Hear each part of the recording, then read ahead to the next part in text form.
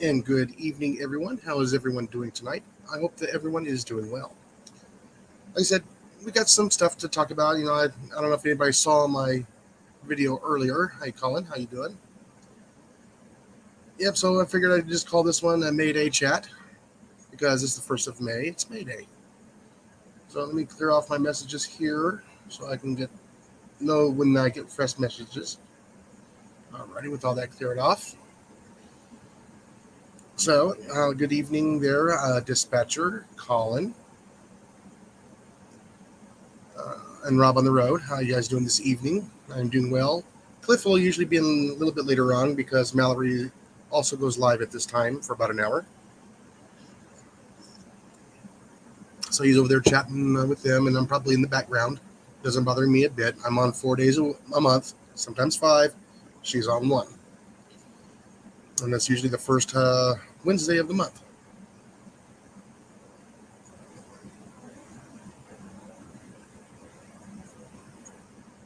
Actually, I don't remember that one, Rob. I don't. I'll probably have to look it up and look at it. And hello, Deb. How you doing? Uh, I guess you're doing well because you're on the internet and you have power. Sorry for some of the folks in your area. I wish we could do more, especially for some of the others up in that area, both in Oklahoma, Nebraska, and for Iowa. Alrighty, so okay, yeah, got it.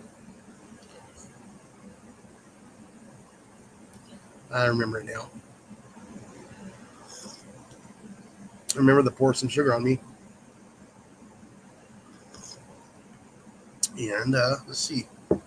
Like I said, I did pretty good on the garden this week. Everything has grown dramatically in the past 8 days, if you guys have seen my videos.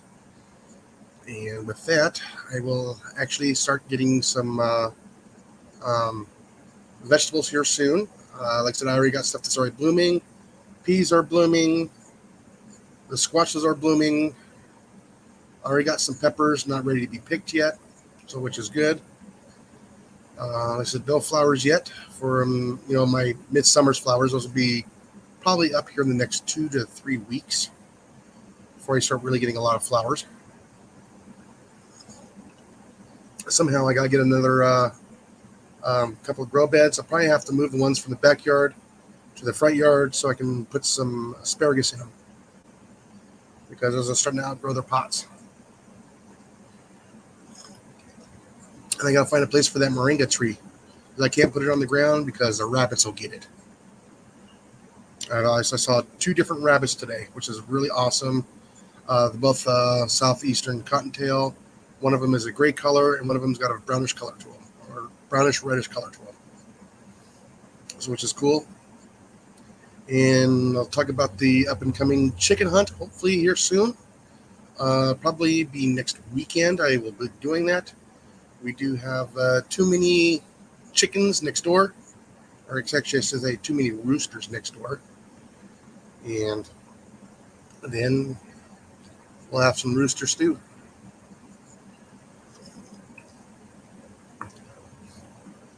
Yeah, like I said, I got some nice, probably yearlings. They're not quite big yet.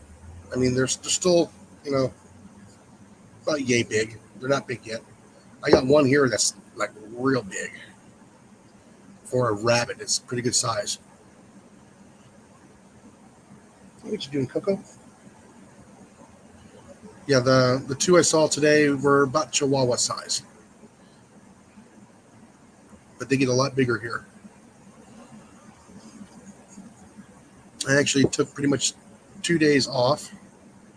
I've been going for the past 21 days.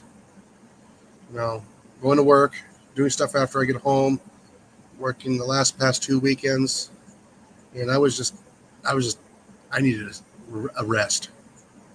And again, I get another rest here in 2 weeks. I'll be heading up north, making some more content, meeting some and meeting a few more of the YouTubers up in northern Arkansas. So hopefully we get to meet several more. especially some of the ones that we, Molly and I, we watch. They watch our channel, so which is good. And let's see, dogs are doing fine.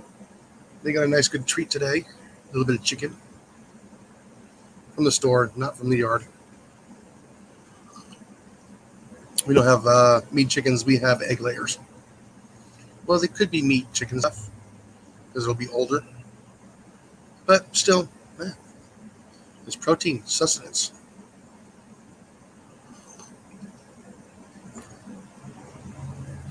Yeah, I know. I got an antisocial potato, and that's the only one that grew. Out of all the ones I planted, only one grew. Happy May Day there, Tiny Titan. Or Tina Titan. Sorry, I got to put my glasses on so I can at least read it. I'm right at the distance where it's small enough where I can't quite read it. Then, hello, Cecilia.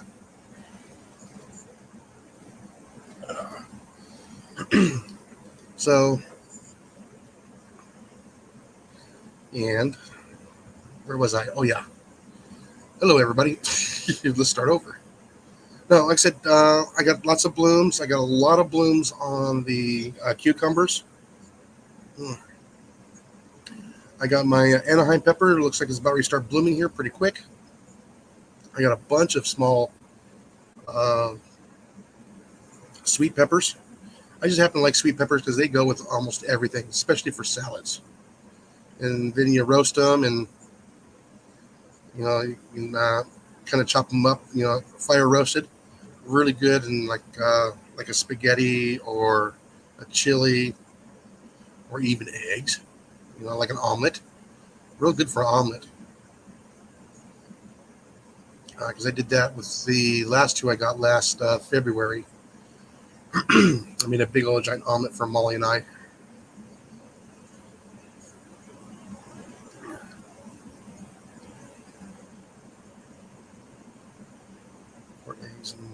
Oh yes, by the way, Deb, how are the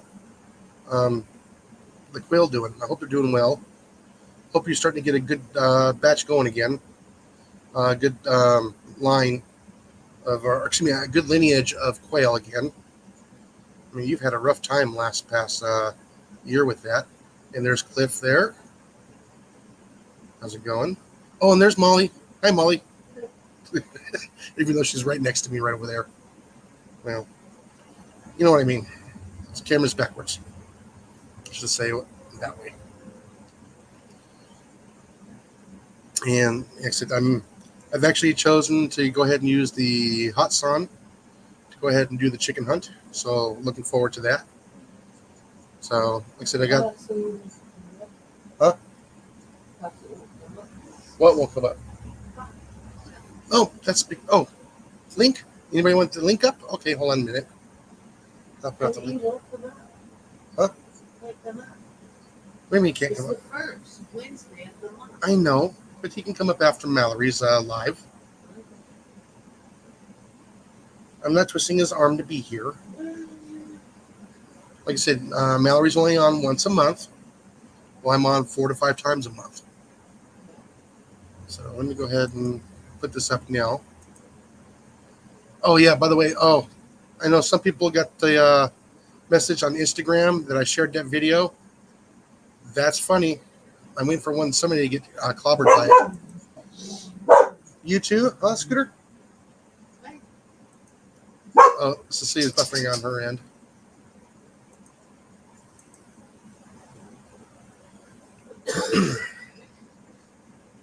Hold on.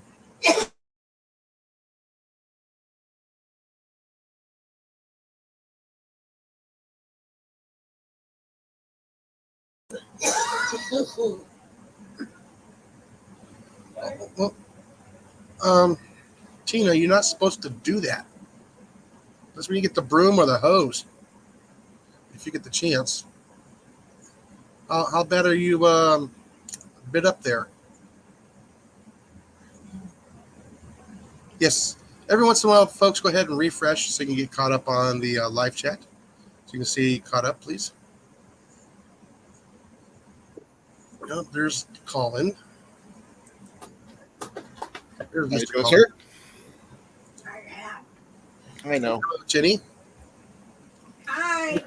Well, let me go ahead and pop that up onto the chat for when Cliff is ready. Jenny reminded me I forgot my hat. Uh, I went with this one today. I didn't want you to get blinded. Yeah, my bald head is bad enough. yeah, so yeah, like I said, garden's doing really good. I still didn't get anything planted. I just took yesterday and today off pretty much. How's it feel to not to do garden? Yeah, like I said, I've been going for 21 days straight. No, but how's it feel not to garden? Like I really need to be out there. I understand it. You feel the need doesn't mean you need the need. Oh, I needed to be out there, but I just You I need was it. just Mental breaks and physical breaks are required. oh yeah, like I said, I woke up with a massive headache this morning again. Migraine? No, sinus right here. Uh, Hey there, Earl. How you doing? Errol, Did you get a hold of Josh and talk to him?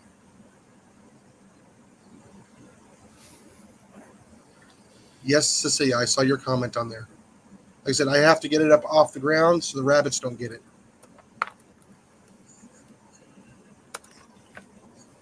Oh yeah, and the greenhouse did really good from those 60-mile-an-hour winds that came through on Sunday night. However, our awning that we have out front of our door didn't make it. Our screen door actually caught it, to keep it from being smashed and smashing my asparagus.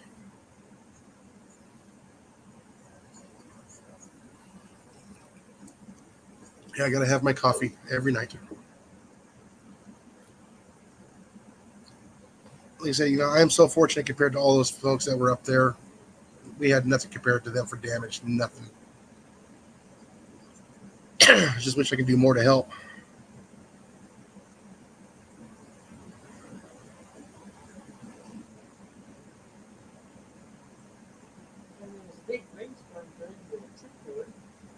Yeah, there was a couple of big rainstorms during the tent killer.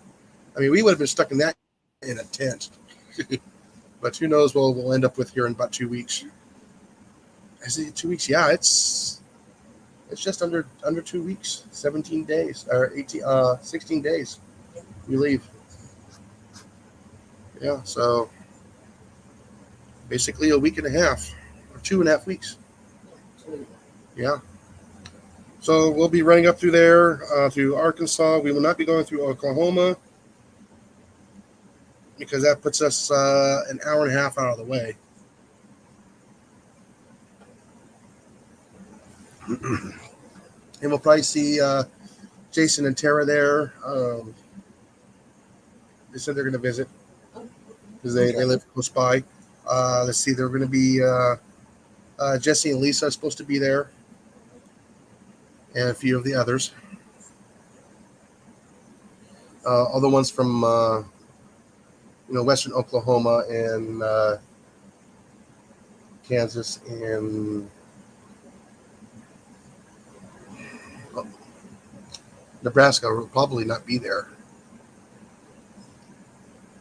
They got stuff to take care of at home, which they should.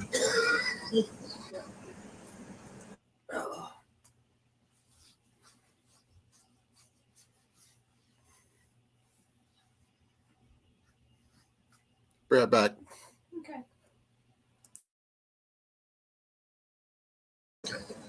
Yeah, she'll live.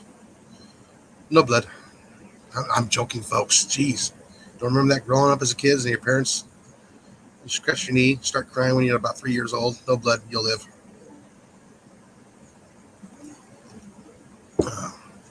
That's the kind of parents I had. It's just a flesh wound. You'll live. Let's see. What else is going to be going on? Like I said, looking forward to chicken hunt. Even though it's not really a chicken hunt, but yeah. So slated for 2 roosters for culling. Like I said, I'm not one of those fans like to chase the chickens around, grab them, put them down, and then do it the old-fashioned way. Hello, Ghost. How you doing? So that's why I decided to go ahead. Hey, you know what? We got the air rifles. We'll just pick them off and at least inspect it, and they won't be full of Hey, Ghost. adrenaline. And how are you doing tonight, Ghost? Yeah. So yeah, I'm kind of looking forward to doing that. Get a little bit. I need to get aired up for next weekend, and my next weekend. I'll probably air up on probably Monday night. Okay, what does air up mean again? Oh, fill the tanks of the air on the air rifles. Oh, okay. They're done, yeah. Do you have portable tanks or no? Yes, I do have one tank, and I use the pump for the small ones, so I can use my big tank when I'm filling up the big tanks. Okay. Well, then I should let you know something very interesting. Just saying. We have air compressors at work, about 60 of them. Mhm. They're probably not really big ones. They're about that big, and they're going for $50 a piece. No, like that kind of air compressor. I'm talking HPA 4,500 psi. Well, these are just remember the price that we're selling them for is not the price that they usually go for, which is that we go really cheap. Yeah, most of those are usually be like 60 psi to 100. Oh no, this one's no. No, that's what I'm saying. It goes from usually it's from 60 all the way up to like 145. Well, this one's like about 250. Huh? Goodbye to Earl. Wait, what's going on? He's picking up. All right. Eat supper. Oh, he's gotta eat his supper. Okay. Sorry, I missed that chat. Yep, and Ghost is fighting the pain as usual. Hey, Ghost, have you been able to get out yet? Get some of those pigeons. Make some pigeon poppers.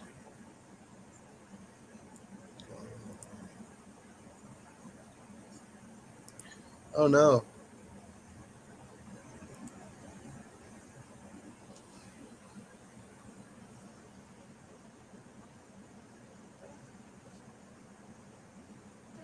Oh wow, Deb, I don't blame you for not going.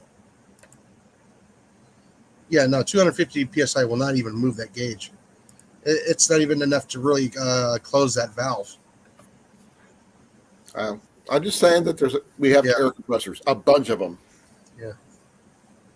I was thinking about using them possibly in the future. If I get this one recurve bow form from a friend of mine, I'll be able to make bows. But I gotta see if that's. I'm gonna talk to him and see what kind of compressor he uses. Yeah. Yeah, like I said, the tents on the hill are not good. That's right, because of the wind. Oh yeah, updrafts suck. Yeah, that's probably why they don't have fire pits either. Mm. It depends on the location, actually, because if there's trees and if there's a windbreak of any kind. Yeah, no, there's if you get an updraft, it'll carry some of those embers. We don't want that. Well, I think I remember she posted what the location was, and it's like northwest of my in-laws in Red Oak, so it's not too far from there. Yeah, so Ghost says it's been howling and rainy. Yeah, not good. Yeah, like I said, we had a slight wind today. Like I said, I just didn't feel, 100% today, so I just took today off. Yesterday, I just. Did you take care of? I'm usually going. Huh? Did you take care of your headache? No, it's still there a little bit. What have you done for it? Let's see. I took some aspirin. I took some Tylenol, cold and sinus, and I was wondering about that. A 2-hour nap. It's just pressure. I haven't blown snot out yet, so. What works for me, and it's going to sound weird, you're doing it already. Hot coffee, hot as you can stand it. The steam and vapor will help clear out your sinuses. Oh yeah. Listen, yeah, I wasn't part of the SCA. I do too, Ghost. So I really can't say yes or no. I mean, going to the events are kind of cool. I keep on forgetting you are former SCA. My mom is. No, if you were raised in the SCA, you're former. No, she did all this after I left home. Oh, I didn't know that. I thought you were still young when she did it. No, no. You didn't go to one event? Not when I was young. No. I mean, since you've been an adult, I mean, Oh yeah, I've gone to several. that counts. You know Yeah. that, right? Yeah, I went and watched my mom do rapier fighting and win Ooh, against the guys. a lot of the best rapier fighters are women because they're faster. Yeah, well, no, they didn't like dealing with my mom. Every once in a while, she'd take a cheap shot. Ooh, That's why you have to wear a cup. there's not a lot of rapier fighters in Callantyre. I'm sorry to say. Yeah, but she doesn't mean to go there, but next to it, left or right for that, for the outside hip. Yeah, that ding shot just is not something they respect very much of. No, But I don't like the ones who the heavy fighters who go do their thing, and this is why I never liked fighting. I don't like getting hit.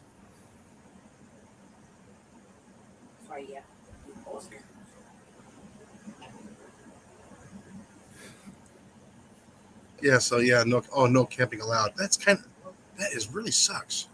That's not an SCA event. That's not even barely a gathering. Yeah. I mean, Hey, Trapper Jay, how you doing? hey Jay, how you doing?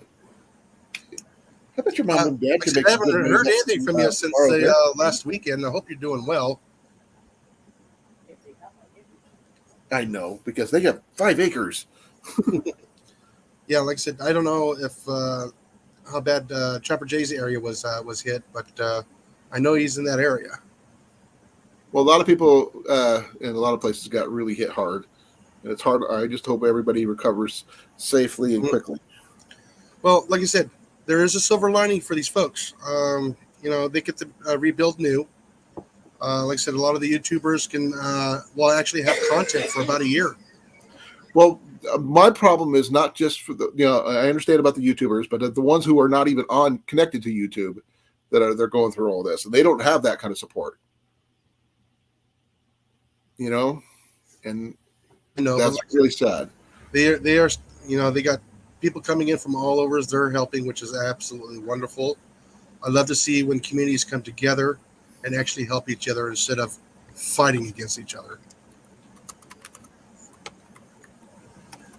Yeah, like I said, I know Flair got hit, but nowhere near as hard as some of the others.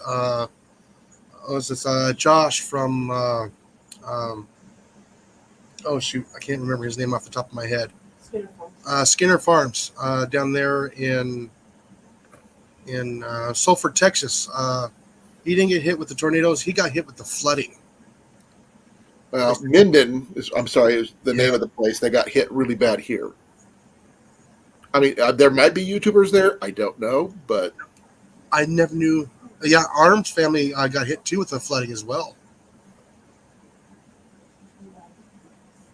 Yeah, like I said, I saw that.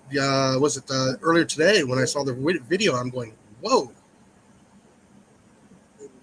Yeah, they had quite a bit of water on their property. They couldn't get out until, the fall. Later on that day, they had to go through the back pasture through a neighbor's area. Yeah, Trapper J. Sulphur got hit hard. how big was the tornado there? Huh? The tornadoes the place they got hit with tornadoes. How big was it? Oh, I think that was either a 4 or 5 because the brick buildings came down. Because the one they're saying that came in Minden, it was only an F3, but it was like 800 yards wide. Oh yeah, I mean it can be wide, but the air's not moving fast enough to actually make missiles to pummel. Oh, it took down quite a few of downtown. Yeah, but like I said, Josh got flooded out. He lost livestock. He didn't lose life. That's a good thing, though. Yeah, but he also lost a lot of his business. He lost all of his bees. He lost all of his crops. He lost a lot of his animals. Yeah, 50 homes were lost in Minden. Yeah. And it was a small town to begin with. Yeah, and Arms lost a baby, donkey. Like I said, and who else was? I'm trying to remember who else was there. But like I said, those are the ones that we talked to back and forth. Right. Um, as Cecilia knows and Earl knows, because we talk to them every week on Monday.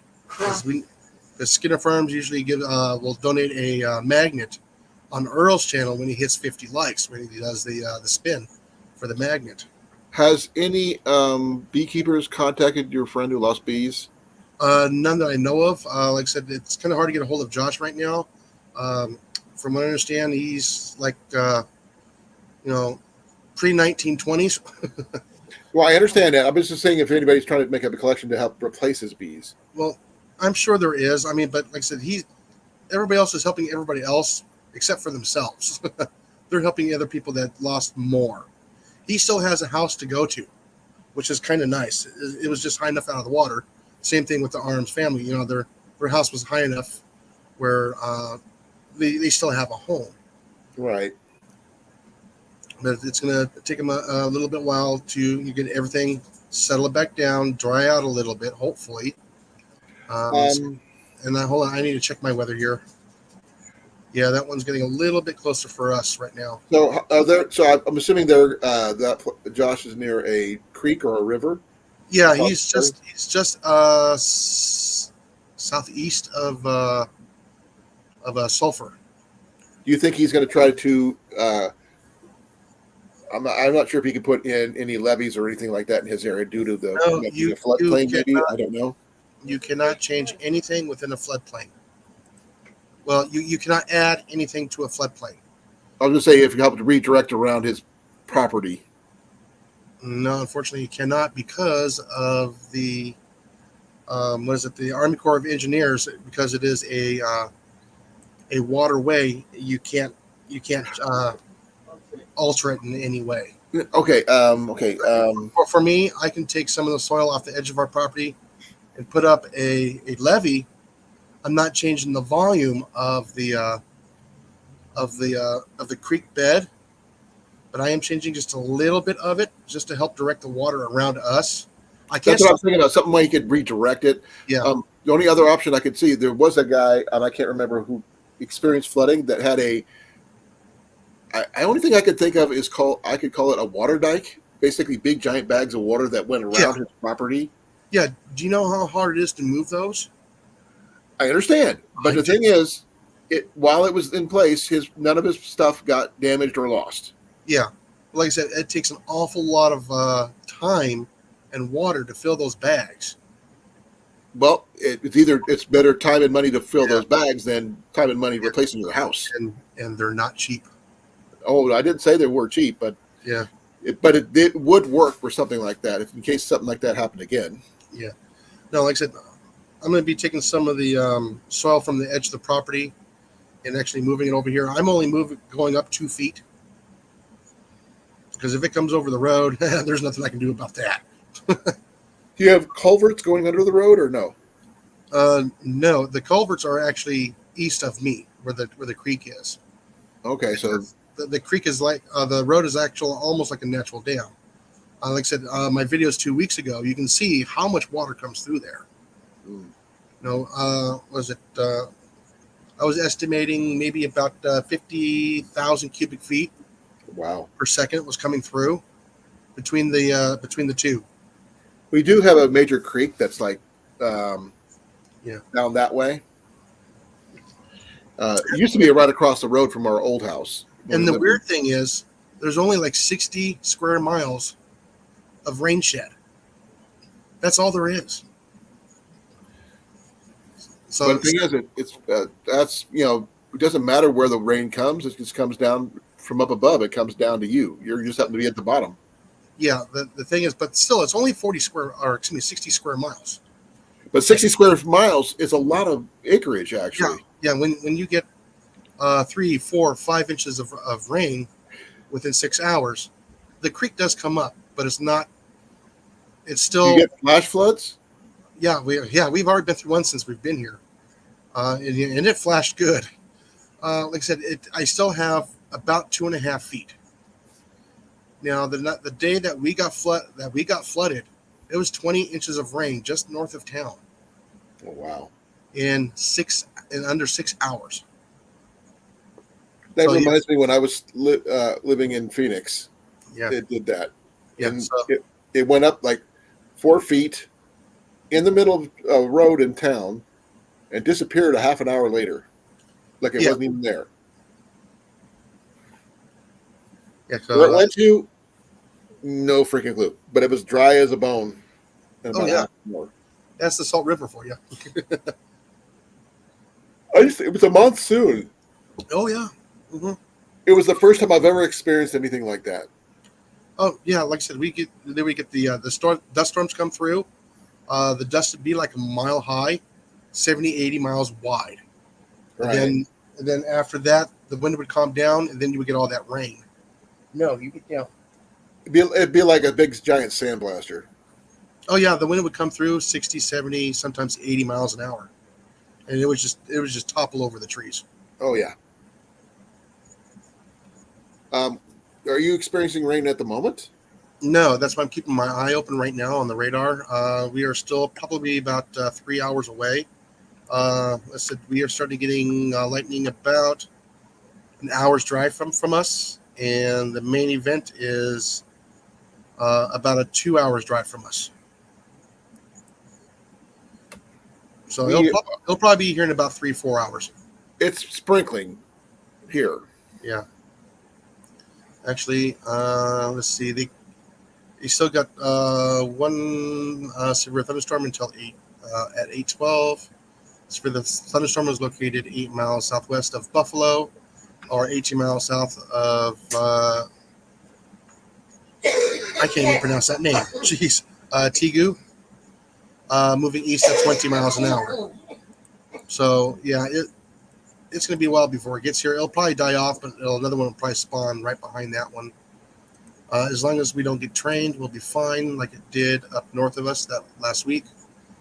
But yeah, like I said, on Sunday night we just got hammered. I mean, we had was it 4.39 inches of rain in 6 hours, and that was at the airport. That wasn't close to where it was raining heavy. And Kirbyville actually got another 10 inches of rain, so they flooded again. So, yeah, we've already hit 60% of our yearly rain average, and then we're only in the fifth, barely into the 5th month of the year, since January 1st. I think it was we got 34 inches so far this year since the beginning of the year, and our average year is about 50 inches. So basically, an inch of water a week. No, we get it all hit hard right now. Like I said, it rained really good to the north of us again, so we probably got another inch and a half of rain on the north side of town. So that water comes right past us, and the creek went right back up again. Hmm. The creek has barely receded from the one we had. Was it 3 weeks ago? Yeah, we had that rain 3 weeks ago. We had that 6 inches overnight, and then we get hit with 4 and a little over 4 1/4 last Monday, and they're calling for more rain tonight. So our soil is already saturated. But the good thing is, it's cleaning out the creek. The So creek is actually moving faster now. If we get poor beaver can't keep up. no, the beaver will survive. No, they can't keep up with building their dams. Oh, hey Mac. I just spent $10 on my beef. Mac says hi, by the way. Hold on a minute. What was that, honey? I spent $10 on my beef. Did you? Yeah, they what do you call Come on up, Mac. What would Deb say?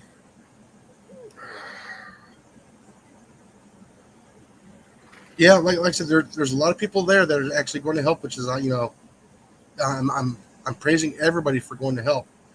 More than anything else, they need boots on the ground. I mean, they need people there to kind of help. They need the manpower. Yeah.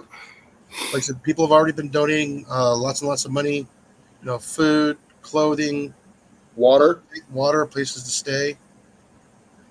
But Did anybody ever consider donating pet food? oh yes, they do. have a thing called Pet, and, Stack What? Stack Up. Stack up? Stack. Oh, Stack Up. Yes. Yeah. Have you heard of it? Yeah. So they got Stack Up, which is actually helps bring in pet food. Okay, I just wanted to make sure on it because a lot of people keep on forgetting that people. Hold on. I'm getting mixed reviews here. Hold on.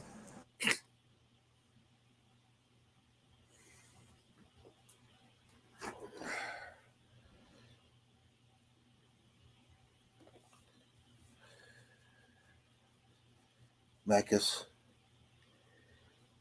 I'm getting tired. Sorry, folks. I'm just a little tired.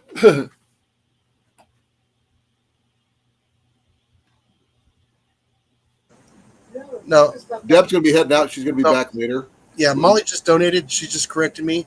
It's called Zack Up, and it's I guess it's a organization. Yeah. That helps towards veterans. Could you put the link out? It's called Stack. Stack Up. Mhm. It's called Stack Up. I know, just which link would help. Yeah, I don't have the link. It's Molly that got the link. Is she in the chat? She's not computer literate like some other people are. I'm not that computer literate. Oh, You yeah, don't mind. I can't type very well, anyways. But if you don't play the game, it don't mean anything to you. Now, was that your game only, or is that? It's in the game. Oh, it's in her game. Oh. King's out entertainment. Yeah, her little video game that she plays, it's on there. So, like I said, I'm not getting quite full information. I hate to say this, Jason, but I got to get some sleep. I'm Well, dying here. go get some sleep. Hello, Kathy. Be well, everybody. Thank you for letting me. How you doing? Hopefully, I'll catch you tomorrow. Yep. Night. Good night. And then there's just me. Yeah. So like I said, if anybody can donate to any one of those organizations that they can help up there in the Midwest, it'd be greatly appreciated.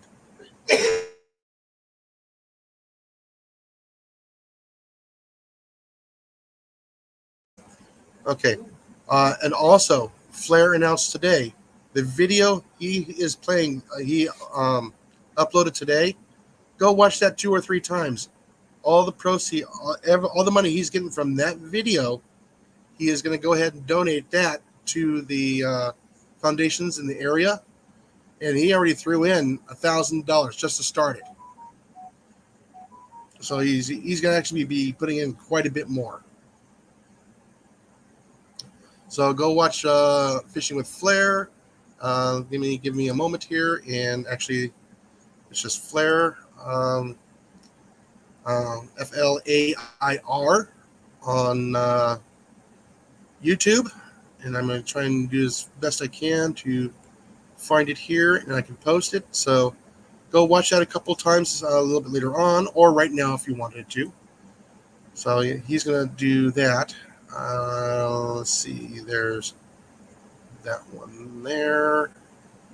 Sorry for the noise real quick. Okay, good, it's on silent. So let's see. Trying to find the link for that right now. He's also doing the proceeds through Beefcake Jerky Company as well. There's got the GoFundMe. Where is it? So yeah, he's doing a lot to help his community. Where is the link? Oh, it's up there at the top. Jeez, for crying out loud. Tells you how much I pay attention to that. Let's go ahead and copy that. Go to here.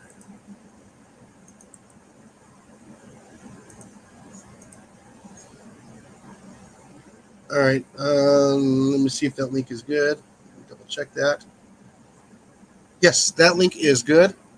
So when you get a chance, go ahead, click onto that, save that for later, or you can go and watch it now. And that video there, anything he makes off of YouTube is actually going for all the people in town where he's at and the surrounding area. Hi, Blake. How's it going? Yeah, so yeah, there's some things I'm just trying to get out. Like I said, I'll probably run through that a couple times over the next few days just to make sure I can get more views. Watch the commercials. That actually helps with the advertisers putting money towards that as well. So let's see. Like I said, all those folks that are down there or actually up there in the Midwest, go watch their videos. They're making a bunch of videos now. That's another way you can help them. If you cannot help them monetarily, watch their videos. Okay, play the commercials. Let the commercials play through. Advertising will kick in and give them a helping hand. Yeah, unfortunately, I found out that I have commercials on some of my videos, but I don't get any money from them because I'm not monetized. So, unfortunately, that's what it is. I would like to get partially monetized, hopefully before the new year comes up, so I can at least get my first stage of monetization, which it will actually help me make content for folks like everybody out there, like you folks there, just to help make content. It'll get me out a little bit more, out to go out and do stuff. And I do have some tools on the way. Hopefully, right? We still get that tool on the purchase. It's on the cart for Friday. Yeah, I don't want to spill the beans on that one. So I do have something coming, probably next week in the mail. I'm gonna run it through the ringer. Like I said, I went to go make a video of one of the tools I have here. I'm not impressed with it, so that's why I nixed it. It's a great tool, but it does help, but it can't handle big stuff.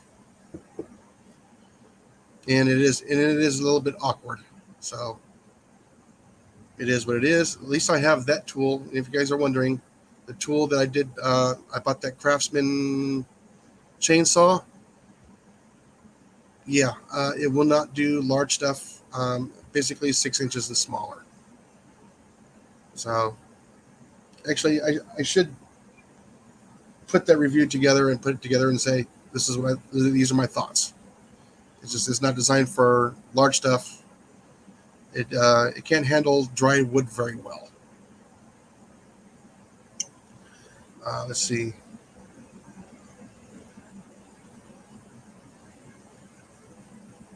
Oh, she's asking Blake, how's the job market going? Let's see. So we got that going there. Let me get the other video there. Let's see. Where is her channel? I know I saw it. And I have a mouse now, so I can navigate far faster now. Oh, what's her name? Let's see.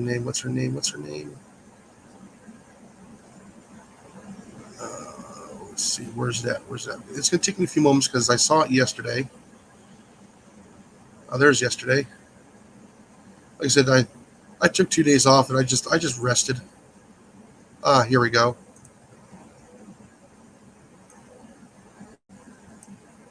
Okay, copy this. Okay, this is going to be No Judgment here with Tish. So did I copy that? I don't know. I'll do it again.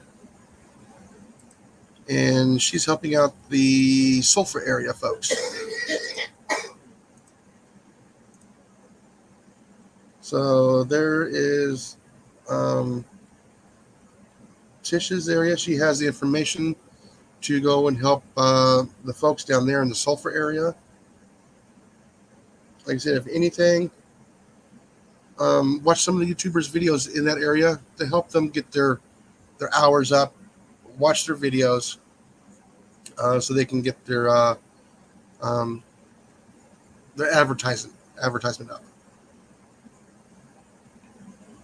because they did ask, to help share out these videos, and I figured I can do that on Wednesday on my channel, help get that out.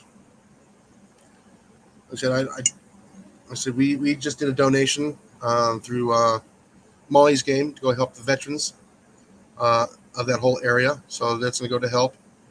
And also, don't forget, when bad weather arises, you can actually check out this guy here, which is Ryan Hall, you all. So let me go ahead and quick find his channel so I can pop it up. And he is actually up to the date with his when he's on lives on where everything, the bad weather is. Where's that? And let me click onto there. Where is his channel there? No, stop it. Stop it. There we go. That. Copy that. Put over to here. Put that over here.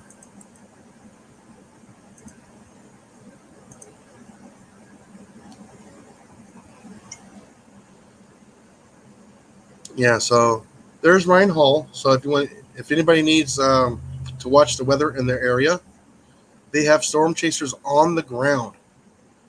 So they're trying to get everything ready for hurricane season to make sure that they have coverage down here. And they get there before FEMA. And they get there before FEMA. They get help. They get the money there before FEMA even shows up. So they're usually there the day after or the day of, and they're actually helping folks.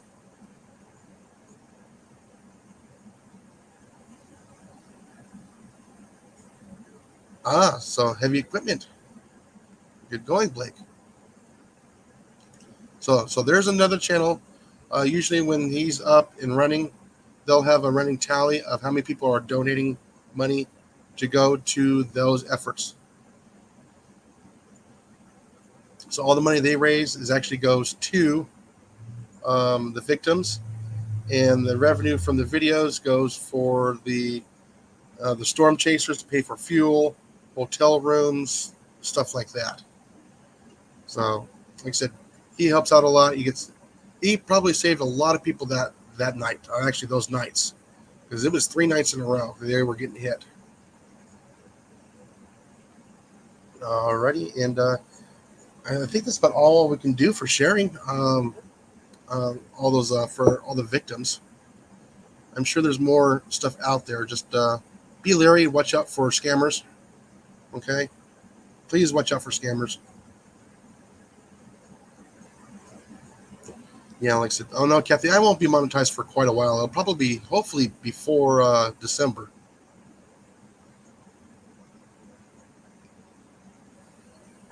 So I can get some type of monetization. Yeah, let's see. Trying to think of anything else. Anybody else has got anything going? Because remember, hurricane season is right around the corner. They have a little bit above average prediction they have this year, because the Pacific is cooling down and the Atlantic is warming up a little bit more. And if that Bermuda high kicks in, then we're going to get some storms coming through the area.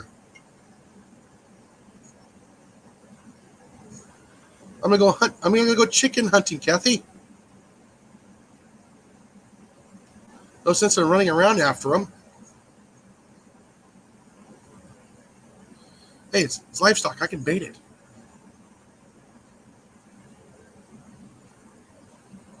I just need somebody to film for it.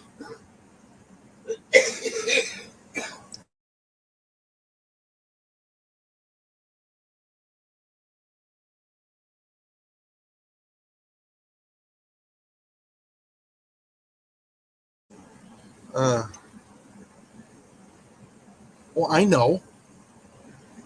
No, Kathy, I'm going to load everything in the van. I'm going to drive around town, come back here, and go hunting.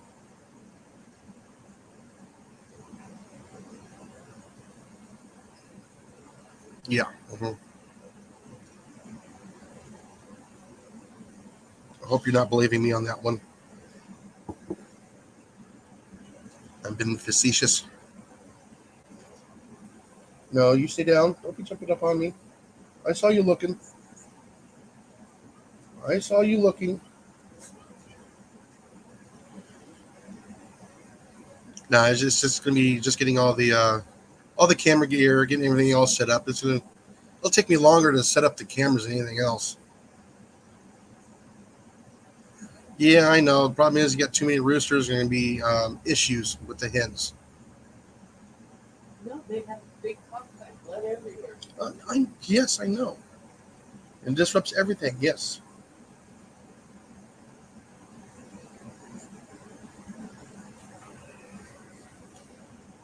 Be a chicken dinner. Winner chicken dinner. Literally.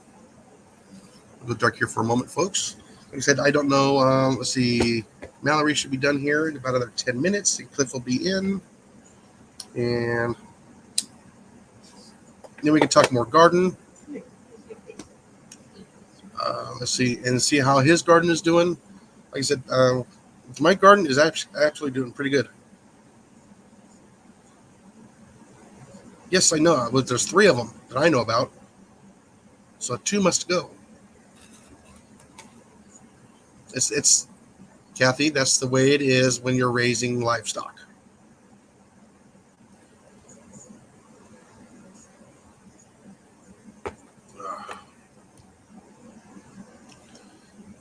Yeah, like I said, I used to raise the chickens and all that when I was younger and all that as well. But I learned that at a very young age that livestock is food, not friends.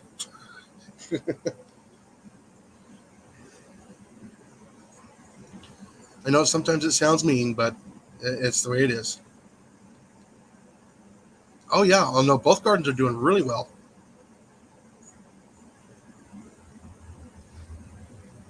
Oh yeah, the grow bags are doing really good.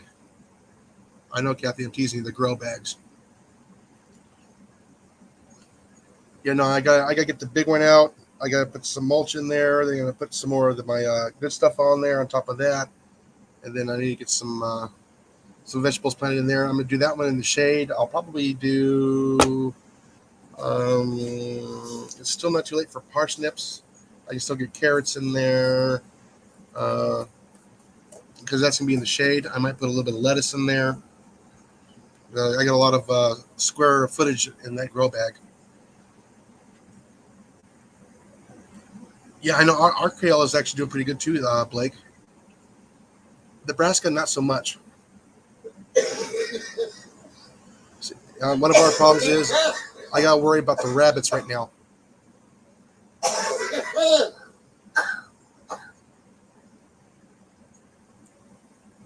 Yeah, usually the greens, the kale, the leafy stuff is all ready right now.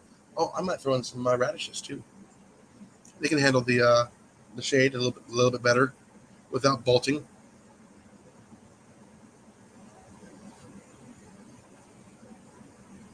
Yeah, I was over there a few days ago. Yeah, I said I've already got blooms for tomatoes already, cucumbers already blooming. I got lots of stuff that is starting to bloom. So we'll have peas here in about 3 weeks. We'll have some peas because they're blooming now. Yeah, that the soil that we got from Living Earth is really good. I just need to get some more of that sulfur coated. I need to get some sulfur coated urea to mix in with it because it's a slow release, uh, just to help it over long term.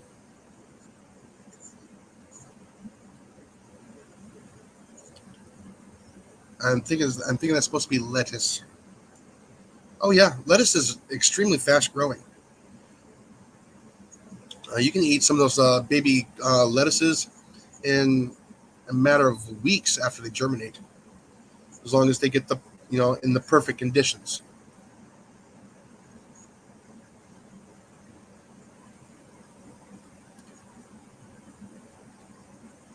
So which is really good. You can actually eat radish greens. You can. I don't know about eating the carrot greens, but you can.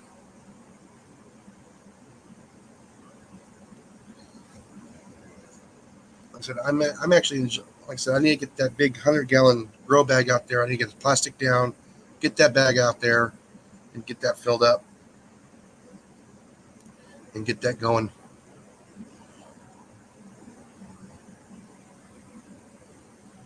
And I have enough garden soil from the bags from work because I get broken bags at work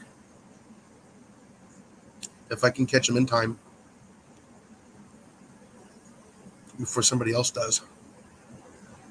And I can top it with that. That's got the fertilizer in it, which will last throughout the summertime. The sulfur-coated urea will actually last about 9 months.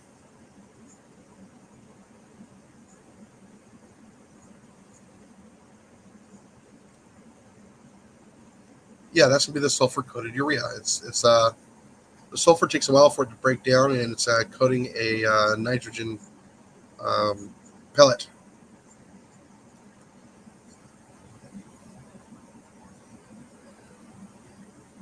Like I said, I need to get some iron. That's the only thing that's not really prevalent in the what do you call it? The compost. That's the only thing that's not really prevalent in that. So I need to get some ironite and some chelated iron. I just need a small bottle of chelated iron until the ironite kicks in. So that takes a couple of weeks for that to kick in. Like I said, I do not like using sulfate of ammonia. The salts are way too high in that fertilizer.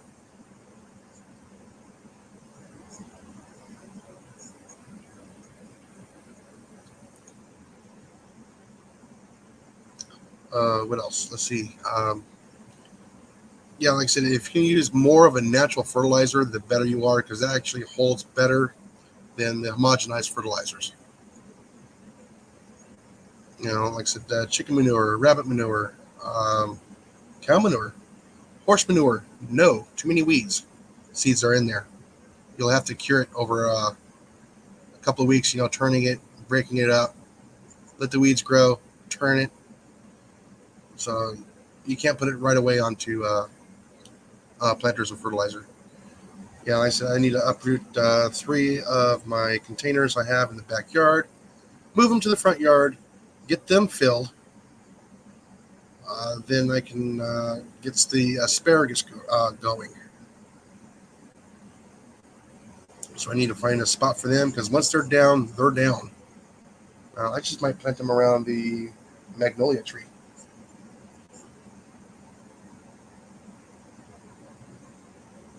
And don't worry, I'll be doing videos on that. Those are the only planters I have right now that are just, too far gone with the weeds and everything else. So I might as well just pull those up. They're not in a very good location anyways. But I need to move them over to the the north side of the house, underneath the trees, where I can have a more shaded vegetables I can grow in the summertime, where it's a little bit cooler, a little bit more of a breeze. Get that asparagus going because they're starting to outgrow the cups already, as some of you have seen in some of my video I put out earlier today. Who knows? I might put out a couple of other vegetables in there with her just as a backup.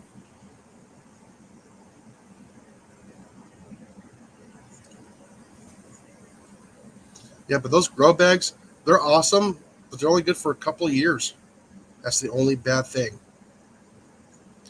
And not putting big old giant silver containers out front either. Let me go ahead and do this now.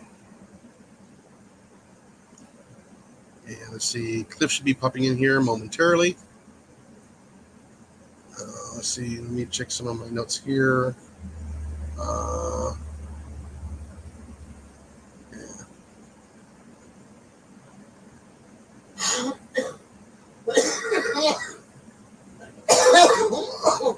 hold on. I got a reply there. I'll probably read that here. I'll read that later. I got lots of replies. Okay, so I need to take care of that a little bit later on. So, yeah, I picked up a couple more subscribers over the last week, which is awesome. Let's see. Until Cliff gets here, I'm going to try and install as much as possible. Yeah, I'm up to 373, so I'm trying to get to that magic 500, hopefully as quickly as I can. So yeah, spread the word. I would love to have the help a little bit, but like I said, I would like to have long-time subscribers more than short-time subscribers. So, like I said, the gardening stuff. Like I said, I'm hoping to get out and do the chicken hunt, hopefully next week when everything is ready. That would be awesome. Let me get back over here. Actually, let me take a look at that radar real quick.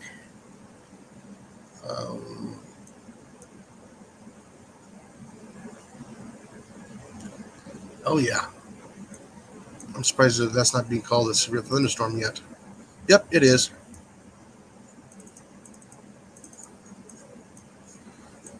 And, two good ones too. Let's see, when did that happen? 41, so that just happened 20 minutes ago. And it's picking up speed, so it's at 30 miles an hour. It'll be here soon.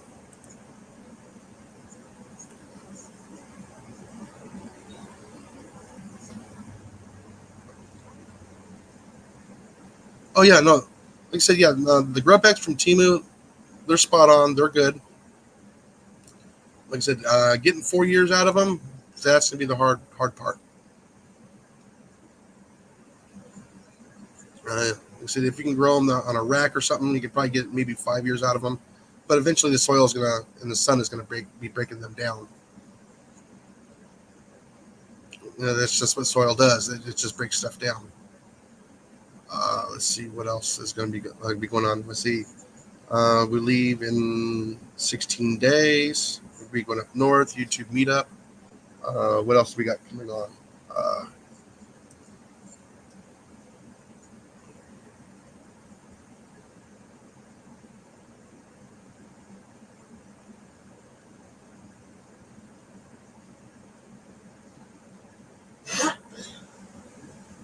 For what, Kathy? Oh, subscribing. Yeah, sometimes I'll get people, they'll show up and they'll be on for like a day, then they're gone. But who knows? I don't know if it's YouTube doing that, the algorithm or not. I'm not sure.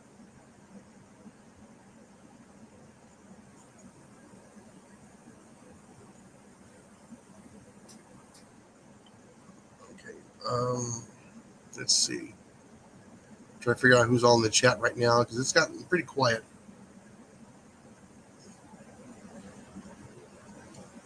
So I would love to get a couple more other plants before fall, so I can plant some more fruit trees. We're looking forward to buying a couple more fruit trees this up and coming fall. Bare root, get them in the ground before winter. Give them a good dose of fertilizer. A lot of potassium, phosphorus. Get those roots, established, semi-established, and get them all fed up for the following winter. They can overwinter. Then in spring, they'll bloom just fine. Like I said, I'm surprised how well that corn is doing. I know they got blown over on some of them got blown over on Sunday night. So I'm gonna have to get a couple of stakes and put them around the planter and tie them up. Make sure they don't get blown over. So I need to get five stakes for that. Actually 10 because I got 2 tubs. Oh yeah, I'm actually looking forward to the corn. They're doing pretty good. But like I said, I need to get some iron on those plants. So other than that, that's the only nutrient deficient that I actually see when they're growing. So I got no gnarled leaves, nothing that's curling up. It's just an iron thing. I said I spent a little bit today looking for my fertilizer handbook. I still cannot find it. It's somewhere. It's probably sitting on a shelf or in the tub somewhere. And I probably looked right past it. So I'm gonna have to look again. Uh, yeah, let's see what else is there. Oh, we got 6 people watching. Thank you all who are all coming in. Good night, Kathy. Molly says good night too.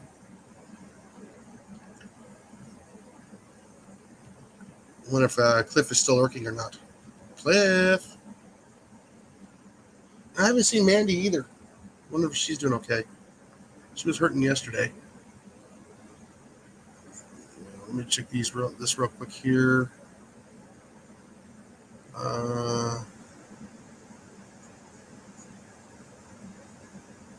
Jeez, man, I got messages up to you. I got a lot of them.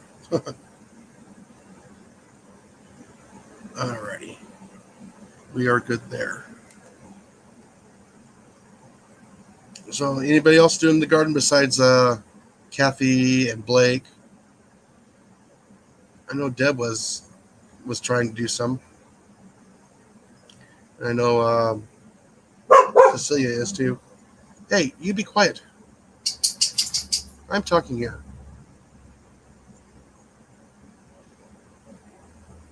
Let's see.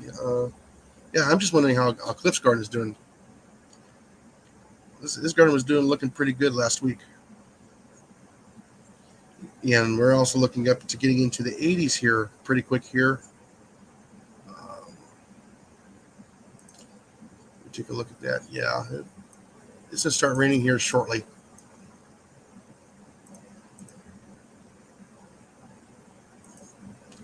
Let's see if there's any more weather alerts. I have my alerts turned off right now, so no audio alerts, so it doesn't interrupt the video here because it's loud.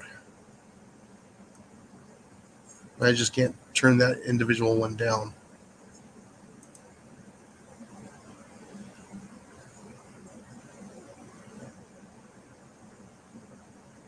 Oh, check out yesterday and came right back in. I don't blame you. You've been getting a lot of rain up there, Cecilia. Actually, let me take a quick look up there right now. Yeah, there is a thunderstorm not too far from you. Hey, enough. Stop barking. That's why I like my weather apps that I have. I can go to them real quick.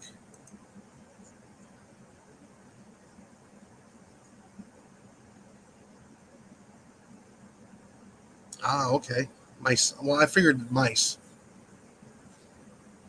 I said, I really haven't seen one since I got that last one. I said, some of the sunflower seeds have been eaten, but no, they're not all gone yet, and I've had them down for a couple of nights. Nothing. I need to go check the bait station over in the next door in the garage.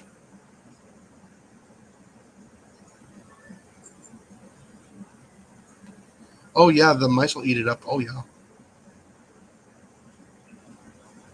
Well, yeah, I kind of figured that. It's over here on this one here too. So okay, so I will be right back, folks. I need to get some more coffee. As my banner says, must have more coffee.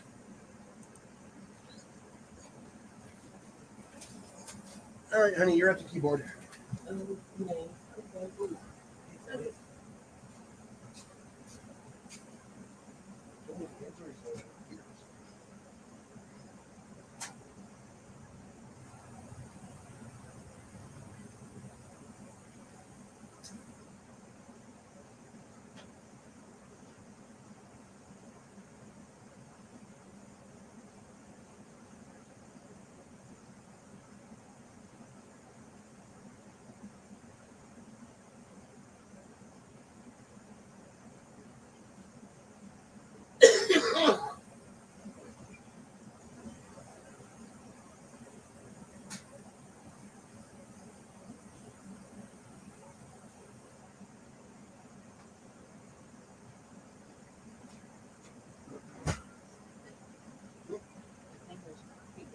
Yeah, yeah.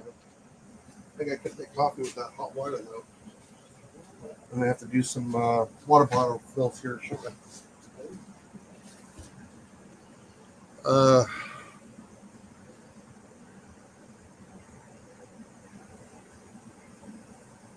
oh, she says the strawberry bush is doing well.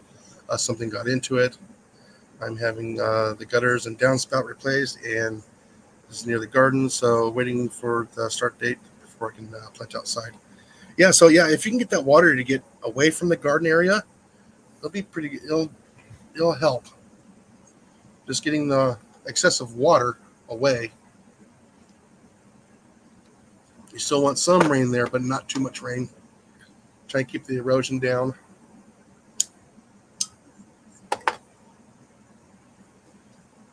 Like I said, pretty soon here, I gotta do some more infrastructure stuff here before hurricane season. I need to get a stand built for the generator, so I need lumber for that. I need lumber for the greenhouse. I need lumber for this, lumber for that. Yeah, it's slow. No, I don't have that big of a budget. I said I would love to be able to, be monetized, get paid from the ads, and do a couple deck builds. I need to do, infrastructure for the yard. I need to get trenches dug.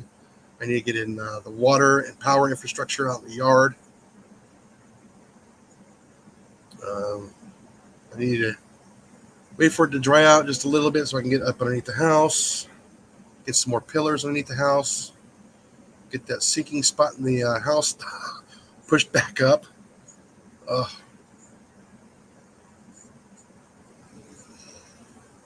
Problem is, I got the water draining off the roof, and it goes right back underneath the house.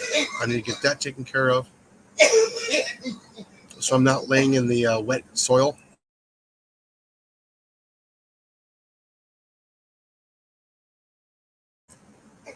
Yeah, because it can still be the middle of summertime here, and you're in that wet sand soil. You can still get hypothermia.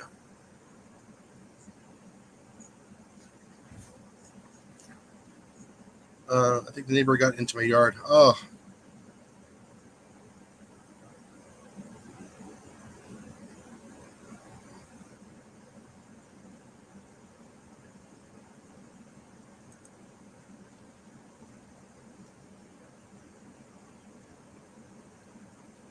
yeah.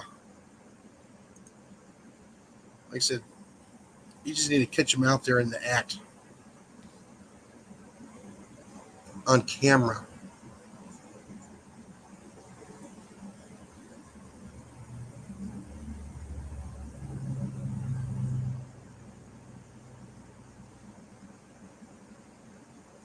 Yeah, you need to get an SD card. Yeah.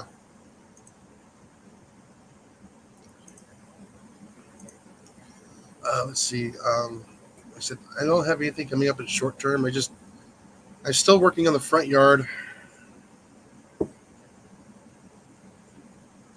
Oh yeah, like I said, mine looks like an overgrown jungle. I just need to find a belt replacement for my mower so I'm not pushing it. Let it self-drive itself. Wonder where Cliff is.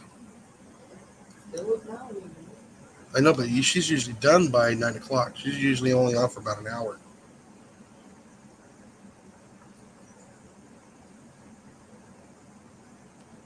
Actually, let me check and see if she's what she's doing. If she's still going. Hi, Deb.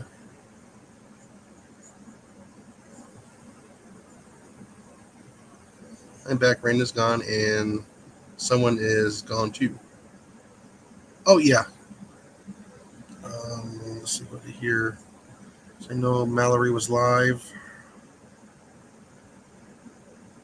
And she goes live at the same time I do.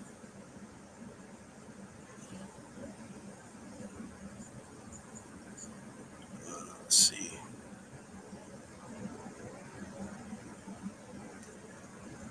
I know I need to go back a few hours on here. Yeah, so many channels that I watch. It's actually hard to keep up on a lot of the channels.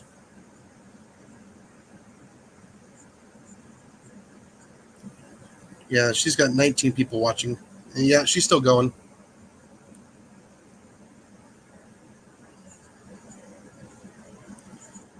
I wouldn't doubt if Mandy was over there too. Oh, Blake is over there too.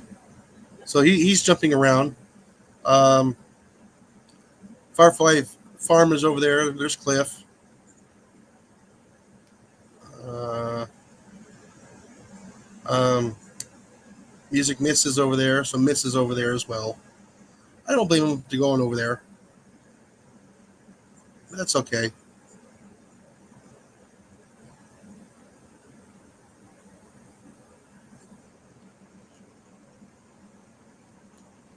I'm not that worried about it.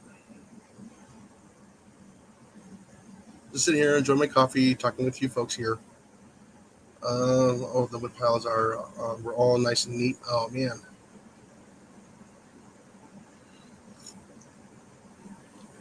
Ah, jeez. Yeah, you need to catch that guy on camera.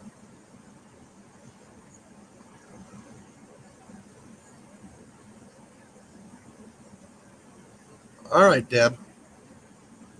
That's nice of you to really do that.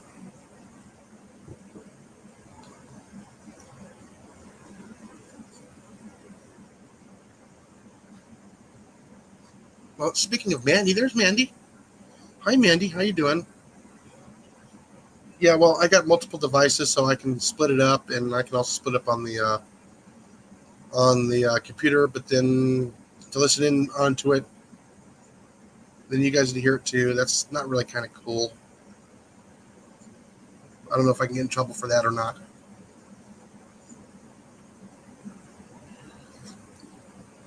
If you want to, Mandy, I got it. I got the thing pinned up at the top of the chat. If you want to, pop in and say hi to everybody, so we can see how you're doing. Yeah. So Molly says so we can all see that pretty face.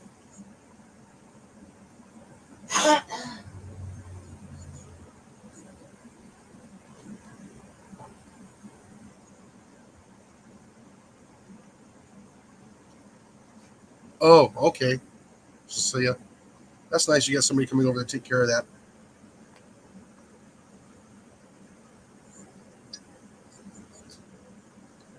Now then, so multiple air codes.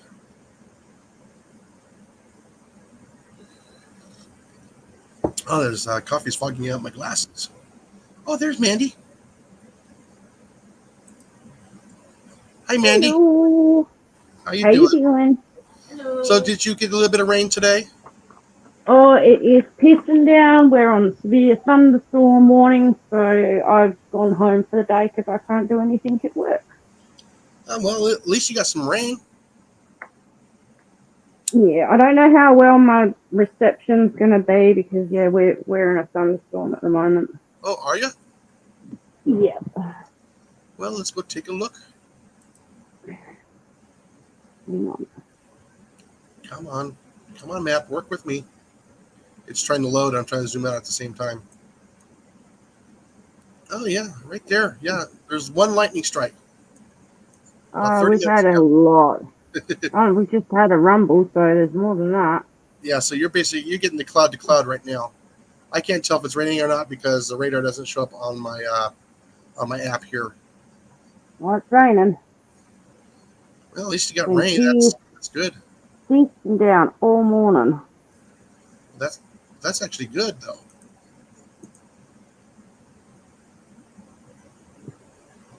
Oops, you hear the rumble? Yeah, we're gonna get some rain here shortly.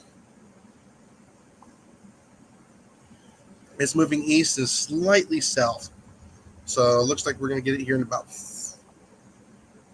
maybe 3 hours.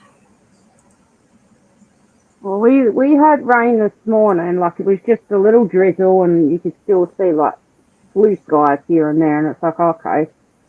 And I think it was about 7:45. It started really pissing down, and you could see lightning striking like in the distance. And then by 8 o'clock, because that's when the electrician came, it just started bucketing down, and the thunder just started going right off over us. And we don't have any power because there was a pole that caught fire this morning. Oh, jeez. So we don't have any power at the moment. Oh, sorry to hear that, Mandy. But yeah, wow, talking about the trials and tribulations everywhere.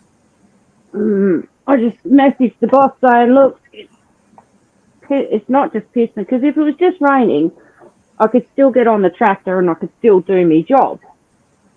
You know, that doesn't worry about me. I'll get wet, but it's not the end of the world. But I ain't doing it when, you know, we've got severe thunderstorm warnings and Oh, the lightning being everywhere. told to take shelter, and got possible large hail, torrential downpours, flood warnings, and it's like, there's nothing I can do. So then you're getting quite a good rain in your area then. Yeah, it's really needed. So, yeah. Well, too much rain is bad, but just enough is good. Like I said, oh, by the way, you missed Trapper Jay in the chat earlier. Oh, did I? Yep. That sucks. Yeah, I was asking how he was doing everything else because I haven't heard from him in a while. No. Yeah. But no, he's doing good. Like I said, he survived the storms. Oh, good. So that's really good for him. But oh yeah, like I said, as to catch you up, some of the YouTubers, they got hit really, really hard. Some of them lost livestock, lost their their extra money for the year. Yeah. Yeah, I don't know if you know Josh from Skinner Farms. I've heard of him. Yeah, his whole property got washed out. Oh, His house didn't. His house survived. well, Yeah, he lost that's a livestock. slight plus. Yeah, he lost livestock, bees, and the whole garden this year. Oh, no. Yeah, so no, he works a full-time job like I do and does this on the side, and then he also has his little fruit stand or little fruit and vegetable stand. Yeah, Yep. so he's hurting. Arm's family got flooded, lost one donkey, the baby Oh, donkey. not the donkey. Yeah, the little baby donkey. I mean, only a couple weeks old. Oh, that would have been due to fright, hey? Oh yeah, but yeah, their house is okay. Their greenhouse got messed up, so he won't be having vegetables here this year. Yeah. Catfish, I don't know if you've heard of him. Catfish Fever, I think his channel's called. His Yes. name's Lynn. Yeah. Yeah, he lost his house. Oh, ouch. He put a post up on, it was TikTok, Oh, okay. Oh, and I asked him, and it's like, is that your house? And he just liked the comments and that, and it's like, oh, I'm so sorry, Lynn. oh yeah, no kidding. Yeah, no. He's got a GoFundMe as well, but yeah, his house is wiped out. Yeah, like I said, we were talking about that earlier. We put links in the chat earlier for people to, if they want to donate or even just watch their Yeah, if they can't donate, watch their videos. yeah. That was a big tornado cluster that went through, though, by what I was reading. After final analysis over over those 5 days, there was 185 confirmed tornadoes. Didn't one of them be like an EF5 or an E5, however you grade Yes. it? One of the highest grades Yeah, you it's can called get? EF is going to be the enhanced Fujita scale. Okay. Yeah. Because we only have like category 1, 2, 5 with our cyclones. Yeah. Yeah, like I said, we got categories Cat 1, 2, 3, 4, and 5 for our hurricanes. Oh yeah, like I said, it's been pretty bad since 2007. Like I said, it's usually on a 7-year to 8-year cycle.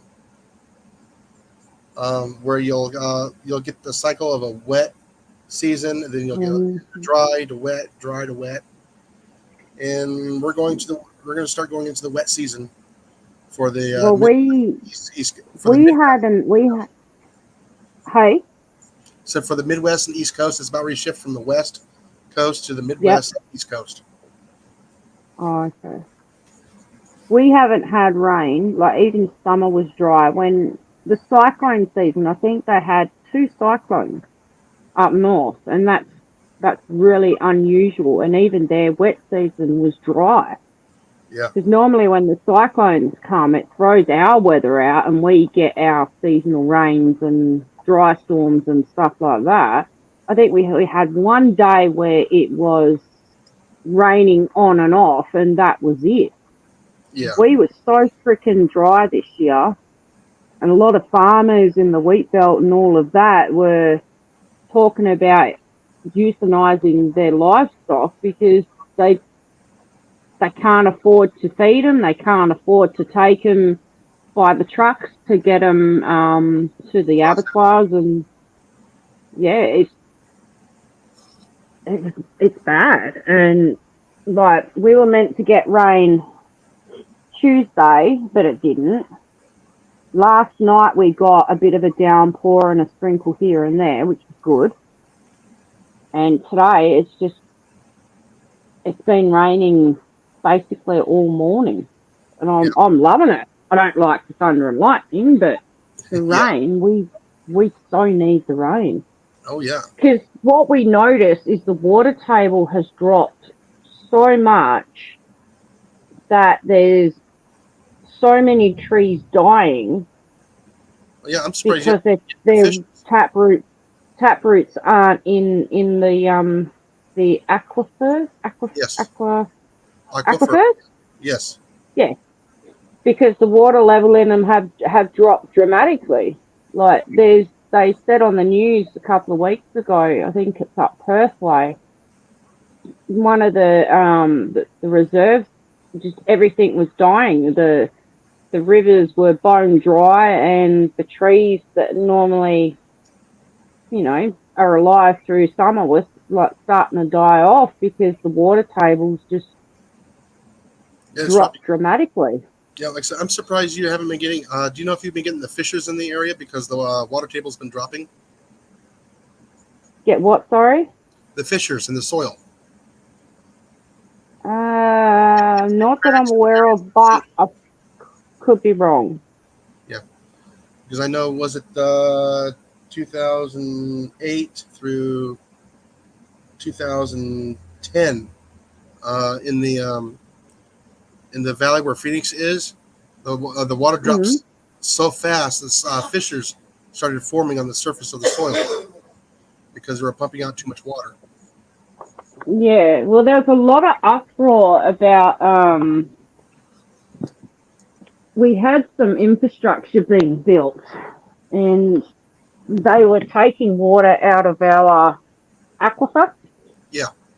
And they were using a lot of it, so obviously that hasn't helped our water solution, but it's been hectic this year. It really has. It's mental. Oh, even Off the Hook Outdoors is over on Mallory's chat too. I got Mallory here on my phone watching her. Oh, it's the first of the month. I know. That's why Cliffy's not up with you. I remembered this time. but like I said, she's been going over an hour. So usually she's only up for an hour. So Cliffy could come over at any time then. No. Like I said, it's not going to hurt my feelings if anybody that's here decided to go over there. It doesn't hurt my feelings. I don't really watch her. They've been watching her longer than you. Oh yeah, they've been watching me. Yeah, oh yeah. But like I said, I'm on 4 to 5 times a month. She's on 1 time a month. Yeah. So yeah, it's not going to hurt my feelings. You right, baby? Are you all right, my boy? It's okay. Oh yeah, Deb. Okay. like I said, the area can only handle only so much.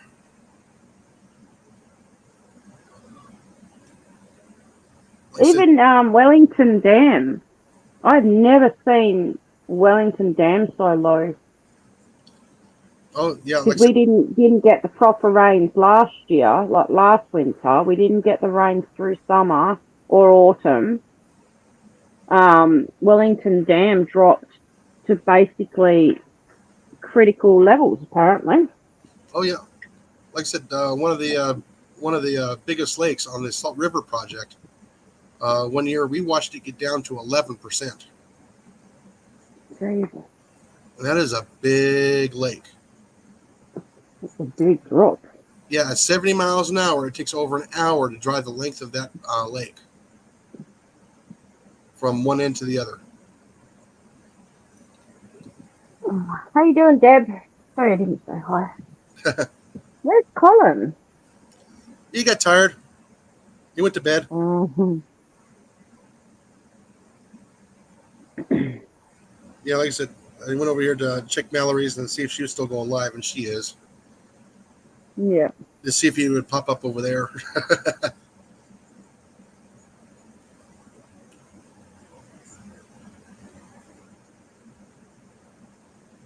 Oh yeah, like I said, you got the oil and the water all mixed together, so they got to be real careful.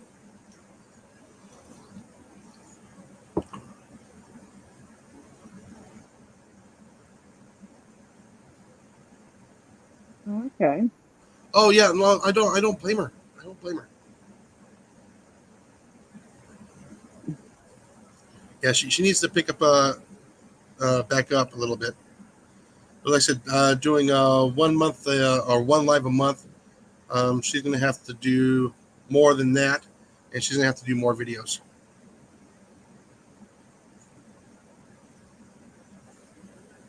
I see here Eldridge Farm got hit too. Who? Eldridge Farm. Oh, no. Not one of the ones I know. I just saw it pop up here. All right, baby. We're safe, darling. That's okay. Like I said, the silver lining is they'll all have content now of rebuilding. Everybody Yeah, loves to that's. watch rebuilding stuff. I don't know what it is. It's like, this is I the way. don't mind watching it like old school. What are they? Wood log cottages and stuff like that. I like that sort of stuff. Oh yeah, that's pretty cool. But after chaos has gone through, to go ahead and rebuild after chaos, a lot of people like to watch that. Well, they see something being built and they're interested in it and they want to see it. Yeah, there's also like if someone else is doing the same thing and they watch like building channels and that, Oh yeah. then they get an idea. Oh, we can do it this way, or yeah, Oh yeah. big I mean, rumble. like I said, if you look at one of the biggest YouTubers is going to be Matt Character. Yep. Okay, Demolition Ranch. He took that old beat up mansion and made it a beautiful place. Yeah. Okay, now he bought an old ranch resort that's been vacant for 20 years, and he's spending a tremendous amount of money to make it a beautiful resort again. Like I said, for anything that he touches, he makes money. He's smart. Yeah. Like I said, I enjoy watching him do the abandoned ranch. I enjoyed Flair when he did his abandoned game ranch when he did that. I was about to say, Flair done that too. Yeah, he got hit hard. Yeah, Flair got hit hard too, but not as hard as some of these other folks. Some of these folks lost everything, and he didn't. Hold on. No, like I said, his home is. Did you hear the rumble? No, I did not. Like I said, a lot of the houses in that area took a lot of damage, except for Flair's and Brad's house. right next to each other. This shows you how well a well-built house from a good contractor can hold up. Yeah. Yeah, like I said, We had I had the electrician come out today to install some outside lights on the property, yeah, and he's like, I can't do it. I said, why is that? He goes, I need to install a earth because the outside lights hadn't been touched and it wasn't picked up in inspection when they sold the property. oh, And it's like, oh, okay. He goes, look, I honestly, I need myself and another person on here to do it. But he got up in the roof because we had an electrician, not him, a different one, come out and had some lights installed. They didn't, out of the 3 lights they installed, one of them didn't have an earth. yeah, jeez. They left the old electric lights from back in the day. They left the old electrical system up there, which 2 of the wires were live, had been chewed out by rats and touching bare wood. Yeah, And there's other bits that could be live that have been chewed out with rats just sitting there. yeah. So it's probably almost to the point where it would have been tripping the breakers. Yeah. And it could have started a fire though. Oh yeah, that's one of the reasons. Well, like I said, that's one of the reasons I had to rewire my house because it was old, out of date, and it wasn't up to code. So I had to put everything out and put all new in. So I still got a couple of old plugs in the house where I have no power going to it because it's still inside the walls where I cannot get to it. I would have to probably end up doing that this winter. Get up in there and get the fish tape through the walls from the old ones, pull out the old wires and actually hook up the new wires temporarily up to it, using electrical tape, and then pulling it through. Yep. Yeah. Yeah. And because some of the stuff that I was pulling out wasn't even stapled down. But the thing is, we had to have, with the old owners, they had to have electricians come out and check every wiring in the house. Hi, Grace. To make sure it was up to code. But there's bits that they skipped over or didn't bother looking at and wasn't up to code. But they still passed it. Yeah. And there's Mr. Cliff. Hello, Grace. Sup, folks? Hello, Cliffy. Sup, Mander? How you doing? Yeah, we figured you'd be up sooner or later. Yeah, I did mention at the beginning of the chat that I would be back and forth due to the fact that it was the first of the month. Oh, yeah, well, we knew that. First Wednesday of the month. Yes. Which just happened to fall I on remember. the first day of the month. On May Day, yes. At least it's not game night. Yeah.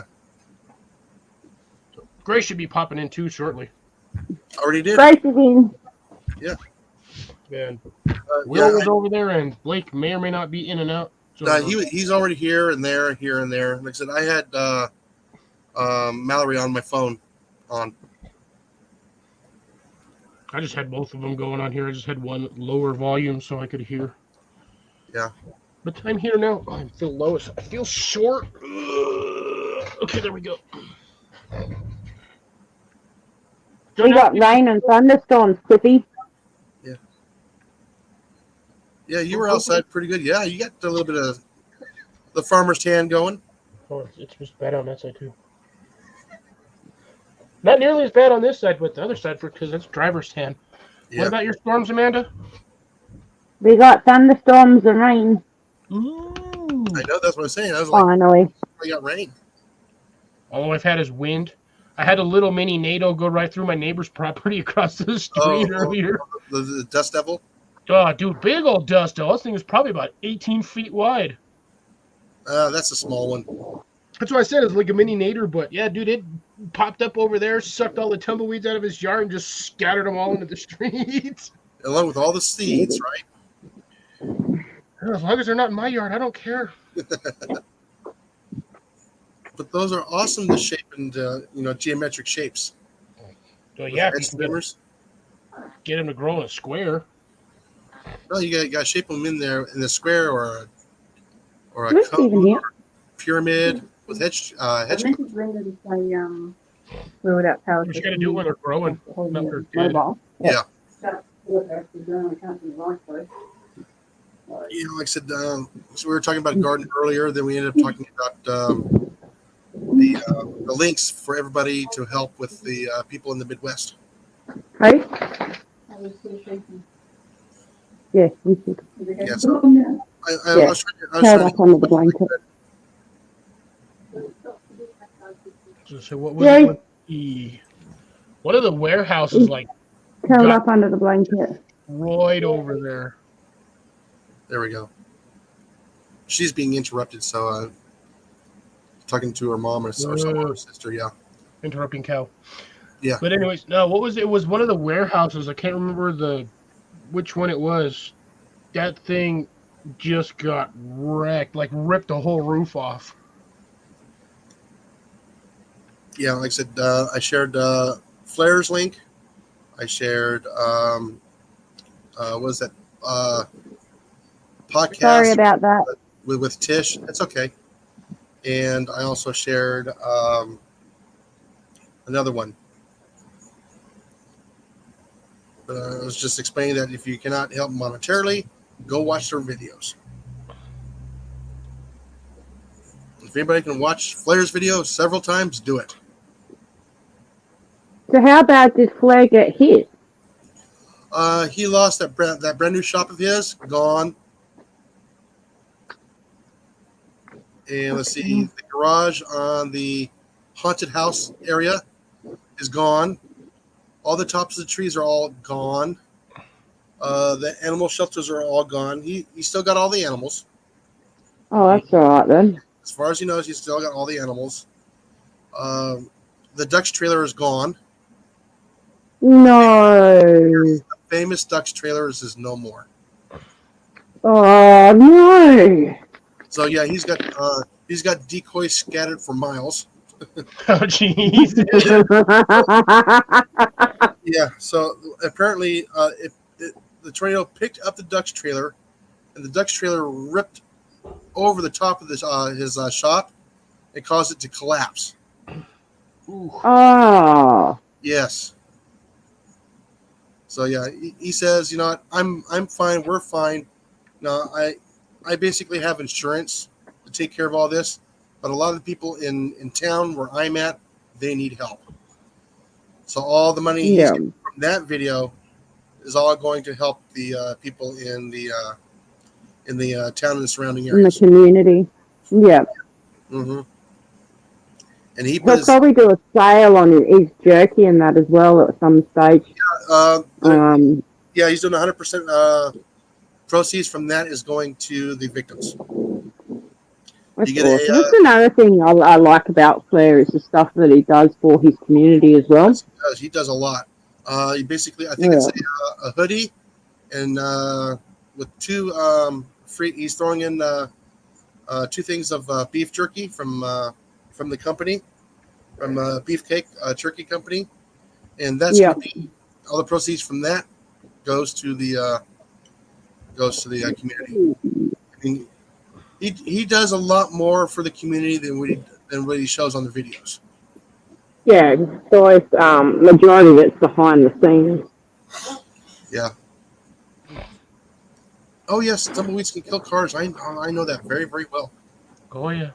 Especially if you hit that stem.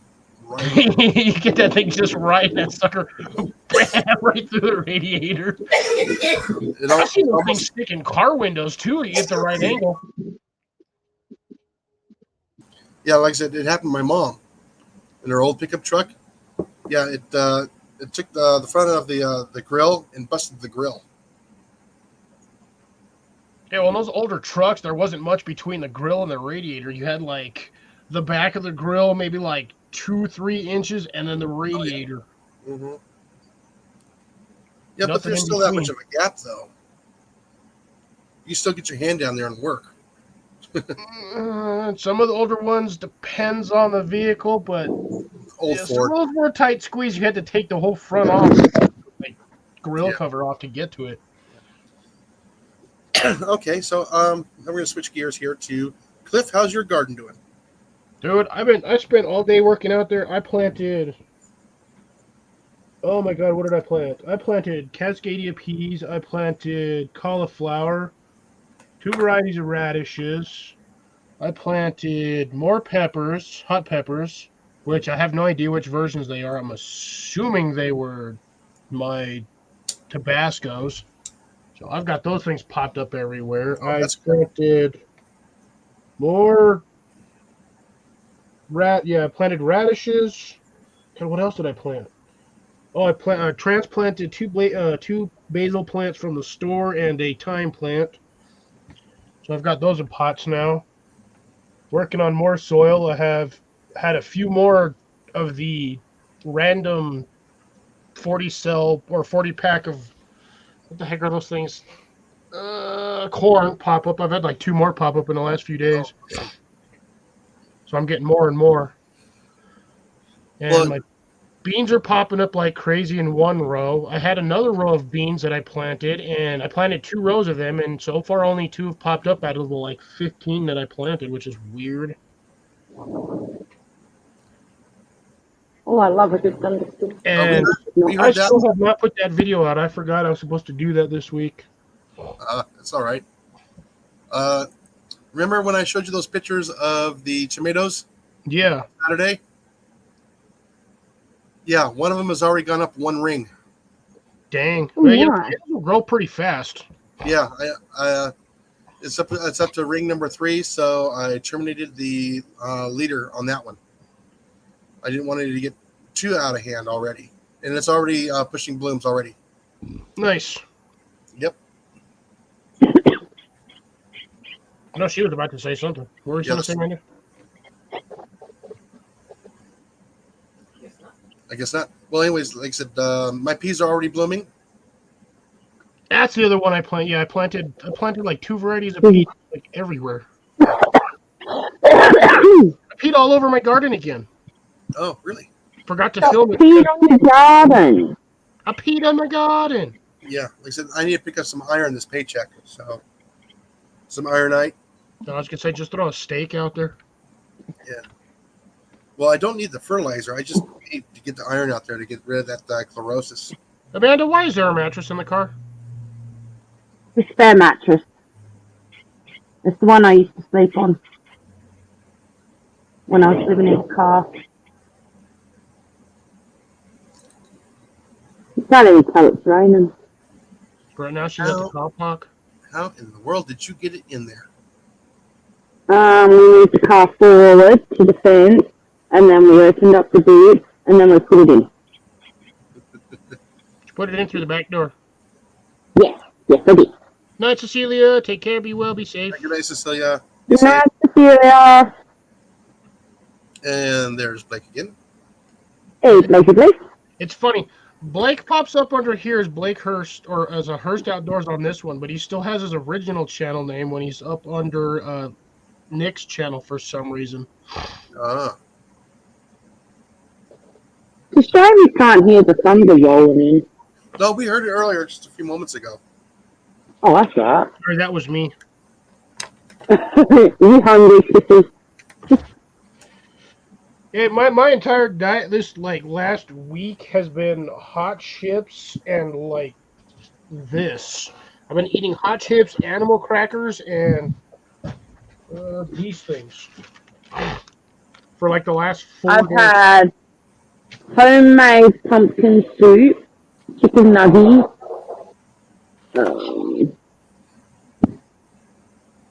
potato and vegetables, and we're making tea and ham soup soon. You're eating better than me. Yeah, I had It's one only meal. because my sister's been cooking, otherwise I just don't eat. Let's see. Oh, and I had lemon pepper fish wraps. Oh, okay.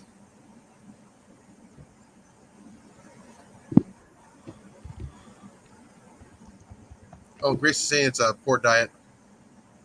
That's why he's immortal.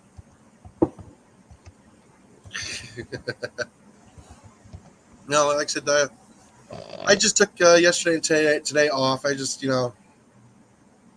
wasn't feeling good this last past 2 days. I woke up with a serious sinus headache this morning. I had that same problem over the week. Remember when I told you guys on Saturday that I wasn't feeling too hot? Yeah. Got worse on worse on Sunday. Drier throat, sinus headache the whole damn day. Monday, which, by the way, I'm pissed at myself because, I'll explain that one here shortly. Monday, went and got, after the 14-hour shift again, because concert night again, so worked that. Felt like absolute crap. Was basically hopped up on Benadryls all day long, so I was like on 6 Benadryls the whole day. Ooh. Just to keep the histamine blockers to keep the nose from like constantly draining. So I was decent on that one. Went and ate, got gas, bought 2 things of the Halls, the little Halls tabs. Bought 2 full sleeves of those. And Tuesday, I had to make an appointment for my vehicle to get it serviced, which I got today, but that's beside the point. Started cleaning out my vehicle, or was looking for eye drops for a buddy of mine on Monday, or my building coworker for the other restaurant. Looked in my damn car Tuesday and saw that I had an entire, like half a bottle of freaking Dayquil in there. Oh. I was so pissed when I saw that in there. So pissed at myself. Booster! Booty Ooty Ooter! Yeah, because I got my Dayquil behind me. I took a swig of that this morning, and I've had 2 Booster! Tylenol cold and sinus today, just to keep that headache at bay.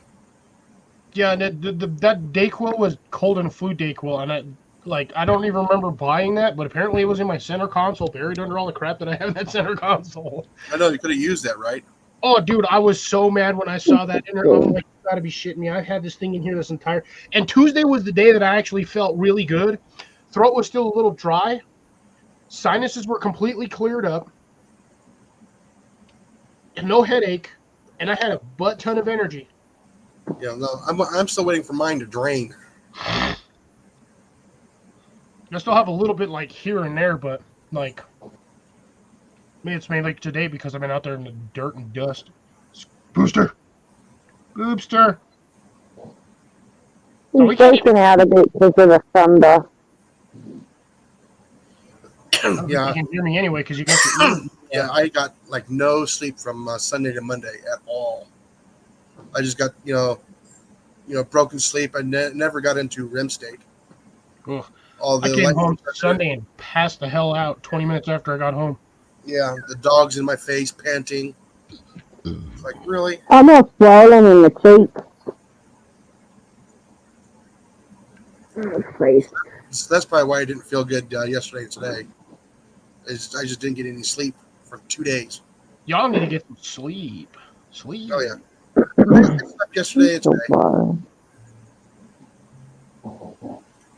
Everyone tells me to sleep. No, I'll sleep when I'm dead. When I stop having things to do, I'll sleep. Yeah, because we're supposed to get rain for the next 3 days. Well, at least you're getting rain. Shit, I need more over here. It's too damn dry. Well, the thing is, we are already way past our rainy season. Well, not the rainy season. We've already gotten almost 36 inches in the last 4 months. We normally are 50 inches a year. So yeah, a lot of water. Yeah, we're already at like 60% of our yearly total already. I think I'm at like 15%. You dying too, Amanda? A little. A little. Yeah, I think I had a sinus infection. And That it sucks. sucks. It does. It Mint. sucks. I hate it. Just said I'm still puffy along the cheeks and I get like pressure headaches above and behind my eye. Get some Benadryls. Yeah, I've been taking antihistamine. Sudafed works too, pretty decently. Yeah. Gives you energy too. Along with the B12. Well, I had an iron infusion, so my energy levels should have been going up, but it just made me sick. Apparently, you can get flu-like symptoms after an iron infusion. It's whatever it is, it's okay. It's okay. It's okay. It's okay. Quick question, Jason. Did you finally empty out your greenhouse? No. Well, you're gonna have dead plants again. Yeah. I put my shake cloth on. Good boy. Still gonna have dead plants. I had Yeah. to stop using my greenhouse. That sucker. I had the door partially closed today, and I walked out there. Sucker was 135 degrees. Oh yeah. I could have cooked a damn steak out there. Oh yeah. Cook an egg. Eat your And breakfast. then I still had the vent open. If I would have closed the vent, it probably would have gotten to like 140, 150. But yeah, it's supposed to be cooler the next couple of days, and then by next week we're supposed to be in the 80s. I've been in the 80s all week. Yeah. Hey, Roasted Jason, Yes. can you go on your lightning tracker and see what's about to come over my place? Yeah. On it. Nope. Nothing within the last long time. Well, I think your lightning track is broken because it's been rumble and flashes after flashes for the last 20 minutes. Like I said, you're probably getting cloud to cloud instead of cloud to ground. The ceiling's bright. Oh, Yep. I didn't even think of that. Let's see here. Let's jump it to 24 hours. Yeah, over the past 24 hours, you've had 3 lightning strikes. Yeah. Yeah. I think we've had a little more than that, but as you said, it could be cloud, not cloud to land. Yeah, so over the U.S., it's just it's in the couple of thousands, probably tens of thousands. Well, we do also have an absolutely massive freaking weather system coming down on that side of the freaking country. Yeah, like I said, Like, it's ridiculous. actually, we have intensified in the past 30 minutes. Hold on. Oh yeah, all the alerts are going up now. Down through central Texas, all the way up from Texas, Oklahoma Panhandle, straight down to the I-10. Damn, South Dakota, Nebraska, Iowa, and Kansas are still getting slapped. Oh, yeah, those are all brand new alerts. Bismarck's getting freaking crapped on. And let's see. Yeah, Houston area is getting, well, not the Houston area, but Waco, between Waco and Lufkin, they're getting whacked. Abilene's getting dumped on. Oh, I know. Like I said, we're it's supposed to start raining here shortly. But yeah, if you look right there, it's all in Nebraska and Kansas right now. Yeah, St. Louis is getting dumped on right now, or at least they got a big one coming. Yeah. Cedar Rapids is getting buried. Omaha's got a decent storm. Sioux Falls is getting smacked. Just think on me. Yeah, it's not quite to Lincoln yet, so I mean Omaha will probably be early morning. Nothing on my side. Drier than a. Oop, apparently, what the heck? I didn't know this thing had a tectonic notifications. What? Yeah, I know. That's We got a 2 little on me. earthquakes. We got 2 earthquakes today. There's one that I don't know where exactly this is at because Yeah, it wasn't too far from the Tyler area. I've never seen that icon on this map before. That was weird. Like, never seen that icon before. Ah! Somebody sent a photo. Yeah, that was me. That's what. Ooh. Yorba Linda, Can you California. hear that? You're Belinda? Yeah. Yeah, you can actually go on to Broadcast is good. was it the USGA? You can actually they actually have an up to date map for earthquakes, and it's worldwide. Did you see the photo I sent, Jason? The what? I sent a photo in the group chat of what's about to hit us. Yeah. You no. I don't see the radar. I just get the lightning strikes where you're at. There it goes. Well, that's the radar, Woo, smack. You guys are about to get dumped on. and it's constant flashes and constant rumbles at the moment. Yeah, we went through that on Sunday to Monday. Yes, but I don't have tornadoes. Well, we very rarely get one. I think the last one we got was over like 10 years ago. Like an actual tornado come through. We're just thunder and lightning and lots of rain at the moment, which Our last I can't complain. was last year. You get it, you get it yearly. No, yeah, we get it 2 times a year. Yeah. When it's transitioning from the Dixie Alley to Tornado Alley. Oh, I never heard of Tornado Alley. Yeah, Tornado Alley is going to be North Texas, Kansas, Nebraska, North Dakota, South Dakota, into Iowa, Missouri area, and Colorado, Wyoming. But in the wintertime, it shifts down to Louisiana, Mississippi, Georgia, Florida, in that area. Oh. Mm-hmm. And we're right in between.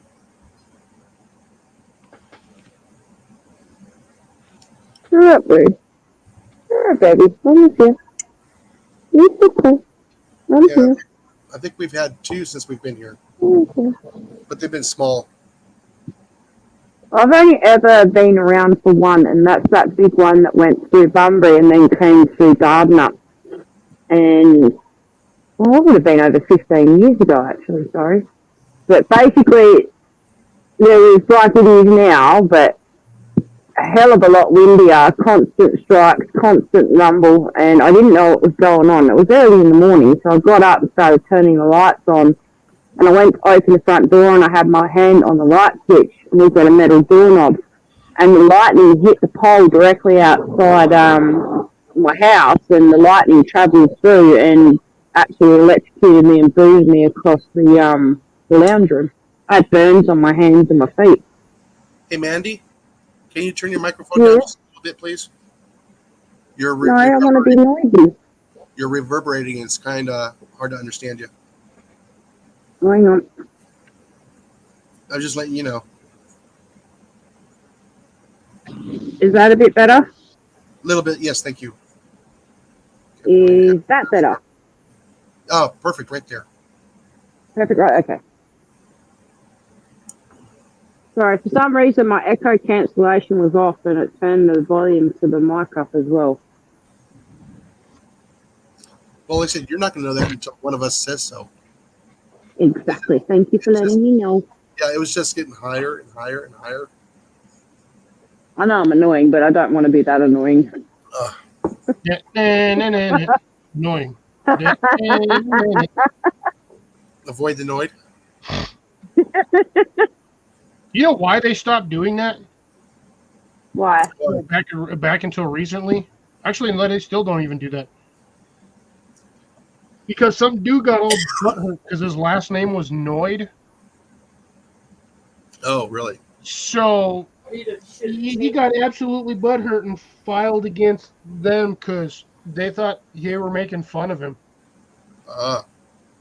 So he actually filed a cease and desist lawsuit against them, and they had to stop with the Noid. Yeah, well, But I'm Oh, pretty no. sure since Oh, that's been filed, I'll be back in a minute, guys. Okay. already. Night, Amanda. Oh wait, No, she's Maybe gonna be not. right back. Yeah, I misheard. yeah. Like I said, I'm starting to get blooms everywhere, which is awesome. None of the flowers are blooming yet. I have no blooms on any of my stuff, but you also got to start like 2 weeks, 3, almost 3 weeks before I did. Yeah, because we're Despite the just fact that both of us had seed starting issues. yeah, You got there faster. humidity is a big change too. Yeah, you have all of that. I don't. I have. It's just dry. Yeah, I'm kind of sad. I only had one tomato, or excuse me, not tomato, but one potato survive the planting. I haven't even had any of mine pop up, which is really annoying. I'll probably grab a couple small potatoes and I'll probably go stick them out there.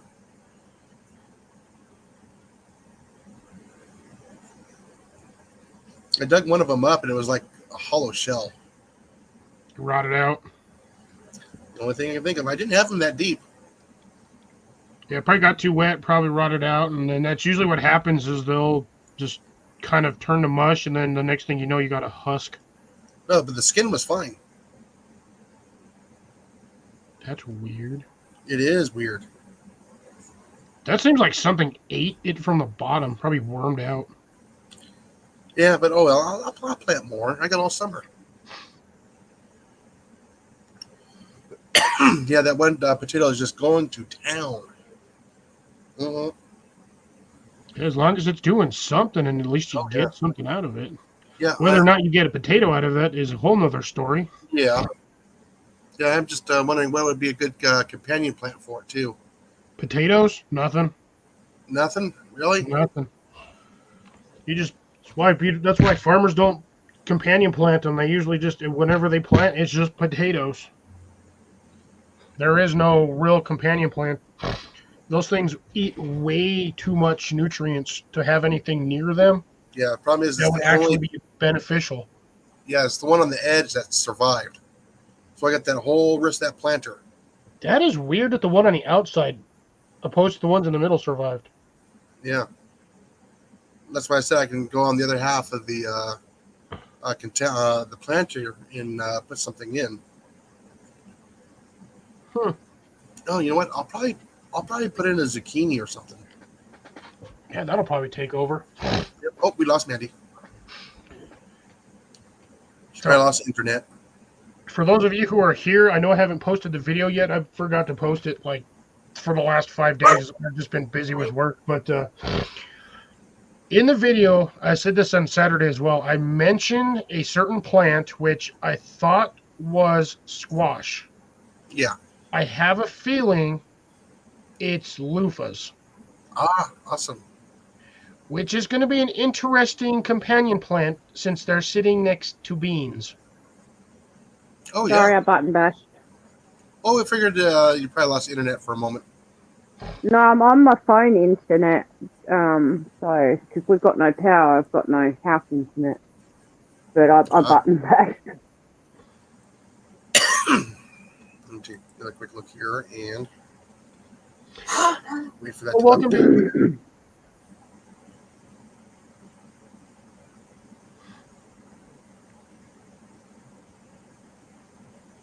Yep, that sounds Yeah. about right, Grace. Yep. Yeah, that dude was yeah, because they thought he literally thought they were making fun of him or whatnot, and yeah, he was. So they had to get rid of the Domino's Noid back in the 80s. Yeah. First snowflake.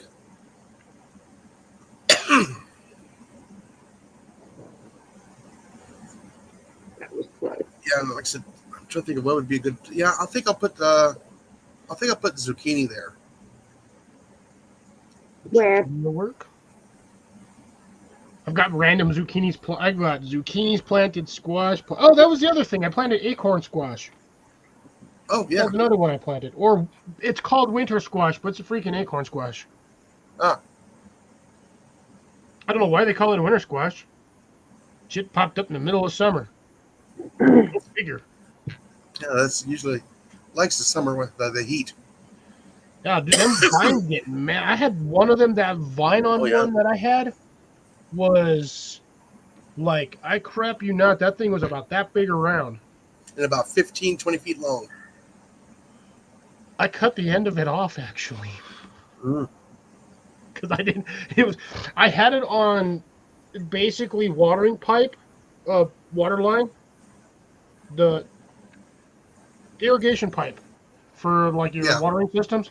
I just had it on that 1 inch or that 1/4 inch black plastic or 1/2 inch black plastic shit, and I had Yeah. 4 posts in the ground, 4 little short yellow lawn stakes, and I just had it draped over that, and then across all 3 of them, I had twist tied a freaking piece of bamboo rod.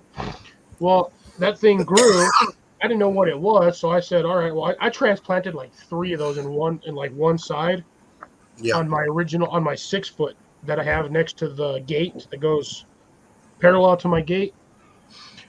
Planted 3 of them, one in the middle and one on each end, close to those things. Well, one survived. That thing grew up that sucker, and I started turning it so it went down the bamboo. Well, it got to the other end, and I said, all right, well, I'm just going to trail it down this way, and I was planning on doing it the other way, going back up and going across. Well, it got to about 95 degrees, and I came home, and Yep. that whole thing just like leaned over. I was like, oop, okay. Oh no. I had to make some adjustments and do a little bit of reinforcement because that sucker was heavy. I've already started using my clips, Cliff. Finally, Yes, they're finally long enough to put the clips on. Yep.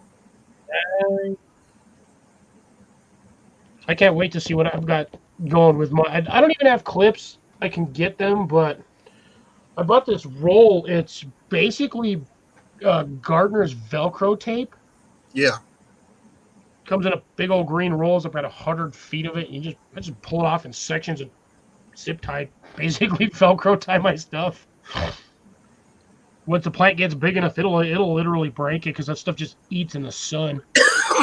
Yeah, like I said, I got the tomatoes are finally starting to bloom now. And I learned something from another gardener today that I didn't do in the past. Fertilize Is your plant. 6 inches off the ground, take all the leaves off. And I've never done that before. To help keep some of the diseases down. Also helps keep a lot of the creepy crawlers off of them too, Yeah. because all the stems on almost every variety of tomato I've ever seen or tried growing, it's covered with tiny little hairs. Yeah. Then I got spiders on How's my. your berries going? What? Your I think what, raspberries? Your golden berries. Golden berries. Oh, I lost one of the plants, kicked out on me. I think it fried from the reflection off the sun on the window, but the other one's doing fine. It's getting bigger, slowly. Nice.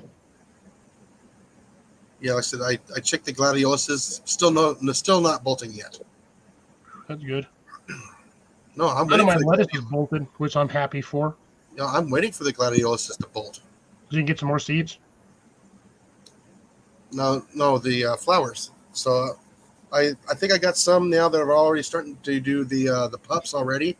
Nice. So those are starting to split. I got a couple of onions that I planted that are splitting. So that's good. Have some of the onions that have managed to overwinter from last season are actually sending out flower heads. Hmm.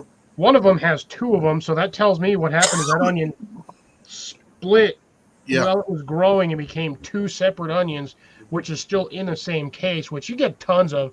You always get those weird split Yeah. anomaly onions. But And it's got 2 onion shoots popping up, and I'm like, ooh, I can't wait to get those damn seeds. I know, same here. I got one that's not quite blooming yet, but it's got the little head on there about that big. Yeah, that little sharp triangle looks like a little Yeah, spear. the little spear. Yeah. I've got about 4 of them right now. I am super happy I'm getting, because none of my other plants have actually ever made it through the winter before rotting out. Yeah. These ones managed to do it because we had a slightly more mild winter. Well, I'm getting seeds off of them. I'm stoked on that. I'm gonna have so many onion seeds to plant next Oh. season.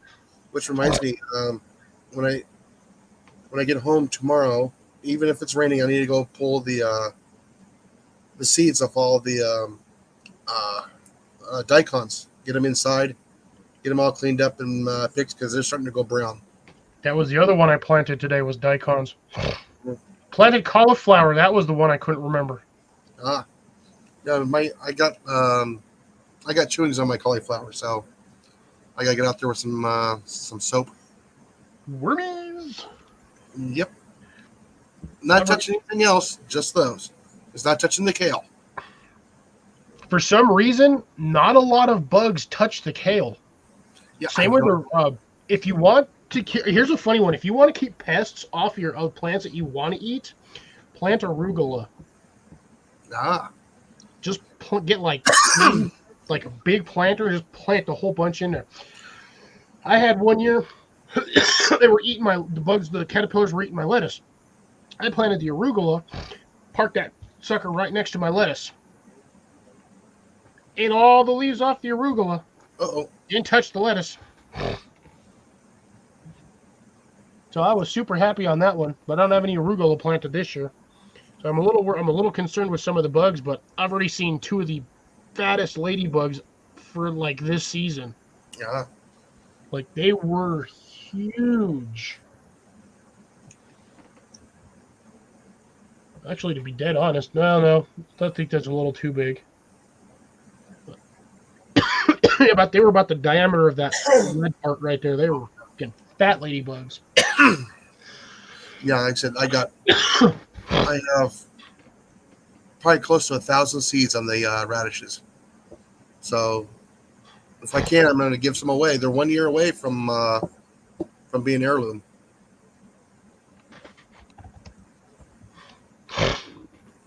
So looking forward to that. Yeah, just got to plant that just next generation's worth of seeds, and then by next year you'll have true heirloom seeds. Mm-hmm. Yeah, I'm gonna plant those in probably October, so I can get them. So I can actually get the root off of them, the actual radish off of them. Usually Next when I spring. plant mine, I plant them fairly early, like usually about 2-3 weeks prior to like now. But Yeah. I mean, I'm so warm here. They bolted as soon as it got. We had a day of 70 degrees. They bolted. oh yeah, they shoot up quick. Oh yeah, but I don't want them to bolt. I want them to put all their energy into making a root. So that's why I was gonna do, early October, somewhere in there, so they'll actually grow, and I can have them by December. Put them in an area that gets a little bit more shade than it does sun. Yeah, that's what I was thinking about just now. Or if you really want, you can just make like a small shade house, like a little shade hoop house to stick them in. Just to give them, they'll still get sunlight, but just to cover them so they're not getting direct sunlight. Yeah. And should give them a little bit more time to actually generate the fruit, or the vegetable itself. Yeah, because I got those 3 planters I have out there. I did nothing with this year. I'm gonna go ahead and pull those. I'm gonna put those out in the front yard, underneath the filtered sunlight trees, and I'm gonna put my asparagus in there. Okay. We'll see how long it goes on there.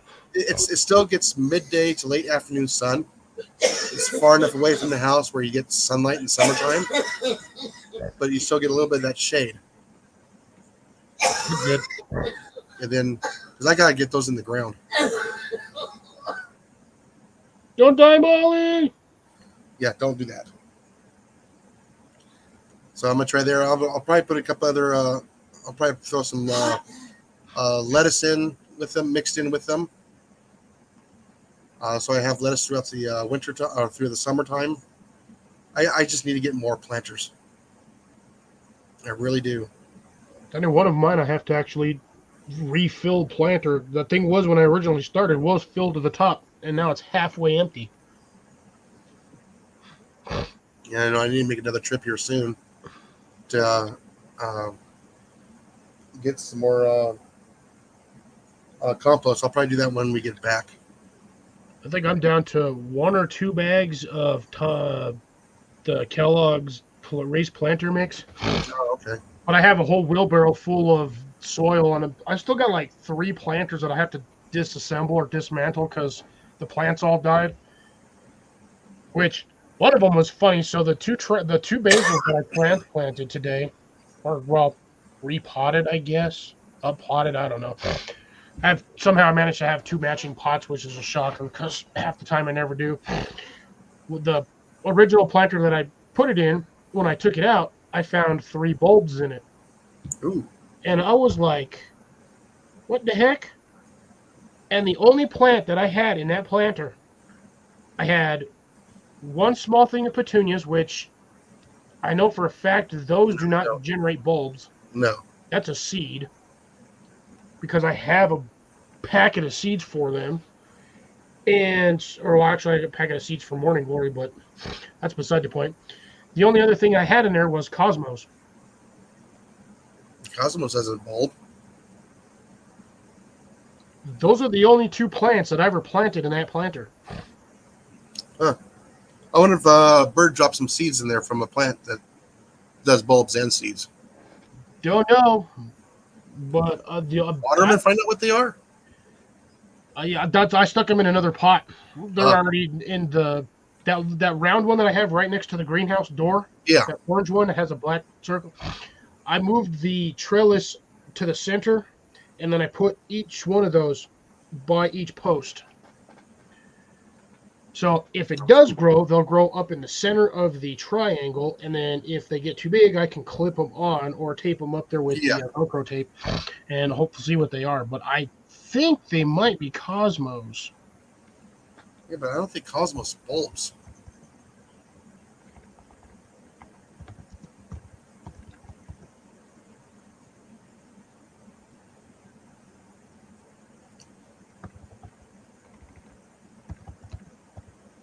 I'm gonna try to film. I'll find out right now.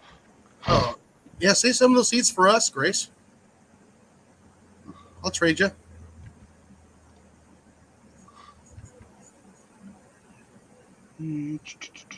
Showing me a dirt ton of images, but nothing that I need the information for. But like I said, those are the only 2 that I had ever planted in that planter. I didn't plant anything else in there. Well, like I said, it could have been from a bird that did some droppings from a plant that produces both bulbs and seeds, like onions, and a bunch of other stuff. Onions are kind of a weird one. Yeah. Like, you can regrow an entire onion from the cutting of the bottom of an onion to get another onion. Actually, if you do it right, you can actually cut it into 4 pieces and get 4 more onions out of 1 onion. Yeah. If you have good enough growing luck. And you go from seeds, and I think they'll also pup too, won't they? Onions. Do what now? They'll pup. They'll divide in the ground. They'll grow another one. Right there. Essentially, yes. More or less the stuff that you get at the stores is pre-grown, pulled out at a certain time, and then hardened off. So it's kind of like dormant. Yeah. And that's what they sell you. They sell you basically miniature versions of onions, or what would be the equivalent of like a shallot. And then you stick it in the ground, basically second season, so that thing's already like 2 seasons old. So they grow it, pull it out, harden it, chill it or whatever to keep it from growing, and then they start crapping them out next season. So you got like a year, or like almost a 2-year-old onion or 1-year-old onion that you're planting for the next seasons. Yeah, because I don't know if onions actually separate like some of the other bulbs do. Not in the sense like a potato or like garlic, where you plant 1 garlic and then you get a whole brand new clove Cluster, of like 5 or 6 garlic or 10 garlic. Or potatoes, where you plant 1 potato and you can essentially get like 10 more potatoes off of 1. But Yeah, I still haven't done anything with that 100-gallon The grow bag. Yeah, I'm gonna probably do that probably during this week.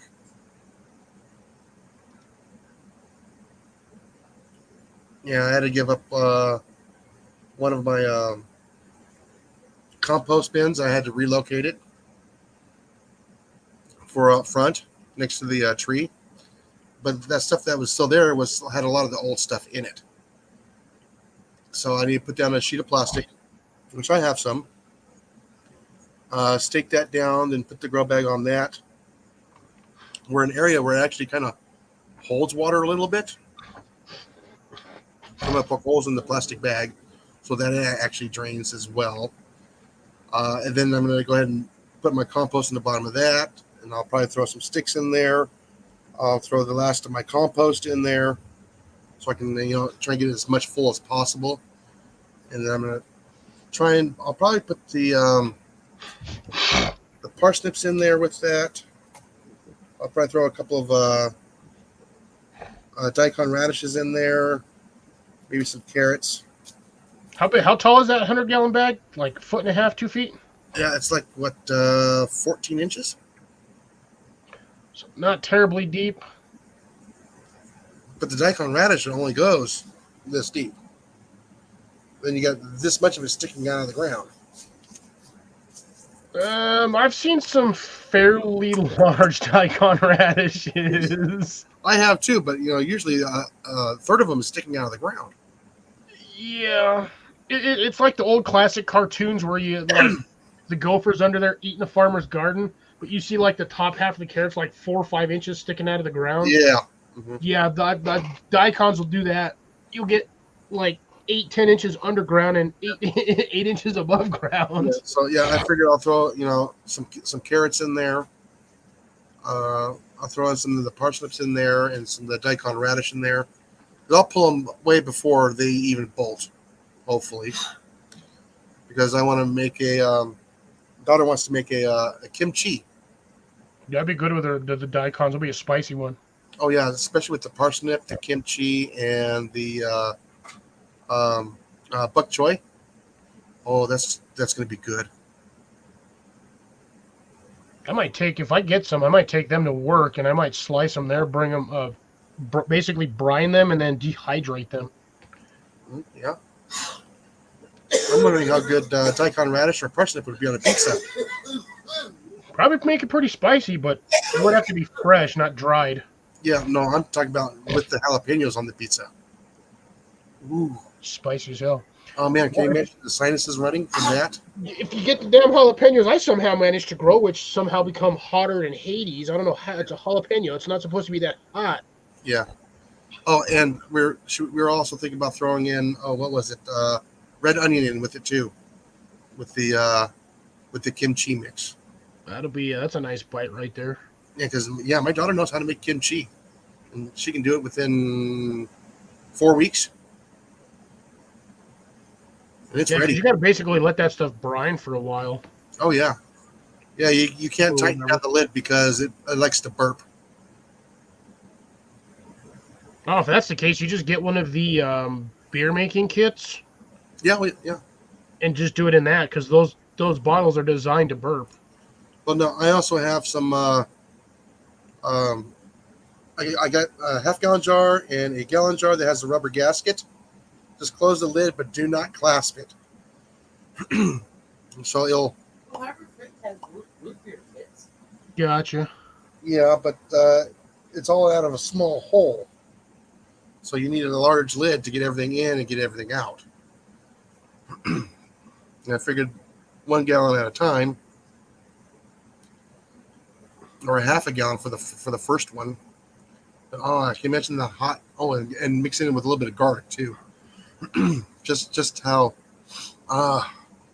just to clear out the sinuses, make them drain.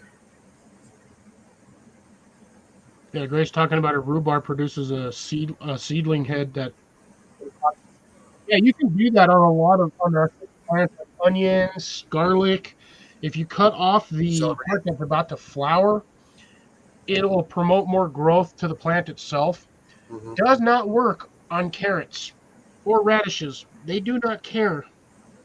You can cut the whole top of I mean, you literally cut that thing down yeah. like an inch to the top of the carrot, You've proved it. and within like 2-3 days, that thing's already sent out a 4 or 5 inch shoot, and it's Oh. you can already see the head of the flower head on it because it sends out. It's like this long, hairy looking thing.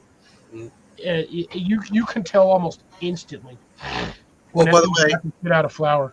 yeah. By the way, Bill mentioned you in his video today. Ooh, you got a video from Bill? Yeah. It'll probably be about the lettuce. Yep. Because I've been keeping a track on his stuff, so I've been watching Yeah. his videos for about the. Let's see, where's it at? Ooh, I do not have a notification for that. Ooh, we'll have to find it. But yeah, because him and a buddy were doing one of the spots where the goat was, and they were going to put the lettuce in that spot. And I mentioned, I was like, you need to put the lettuce where it's going to get more shade than sunlight. Afternoon shade.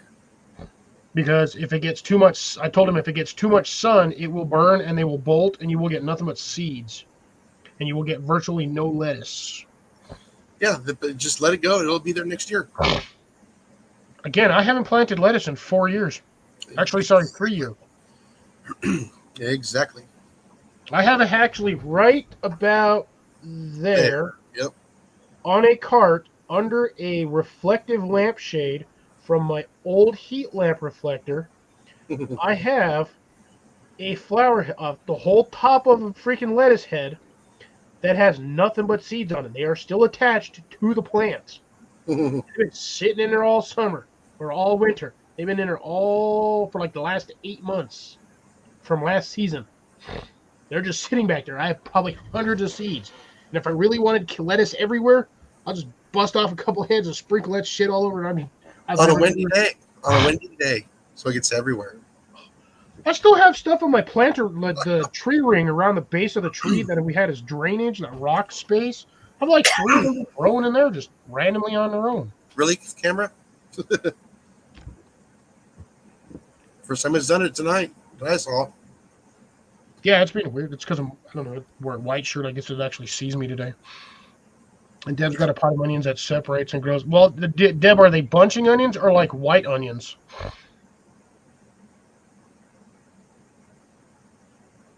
Because I know, like, herb onions, they'll do that.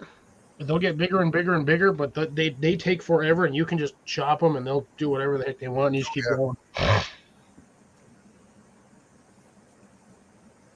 I've got so many right now. Every onion that I had in that big planter that's right outside my window, that just sits right in that same spot. Every one of them heads is about the size of a baseball right now. Yeah, because we're thinking about trying cabbage this fall as well. I'm gonna try and keep that garden rotating. And Again, then even with cabbage, you kind of need a cooler climate for that. that's why I gotta wait till winter time.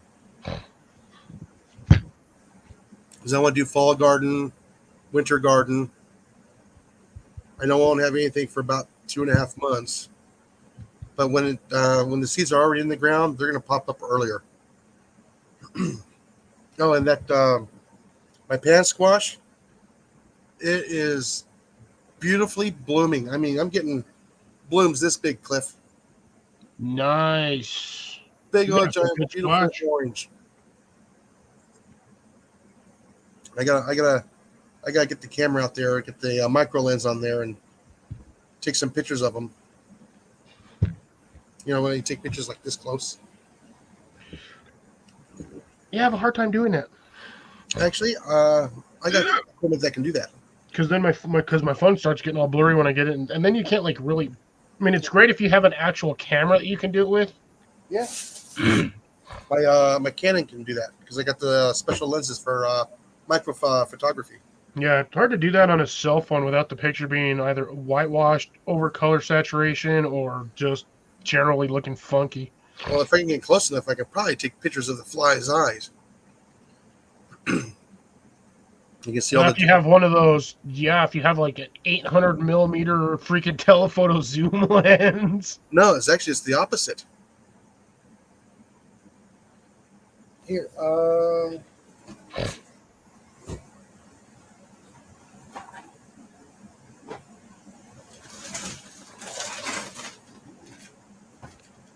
Probably down around here somewhere.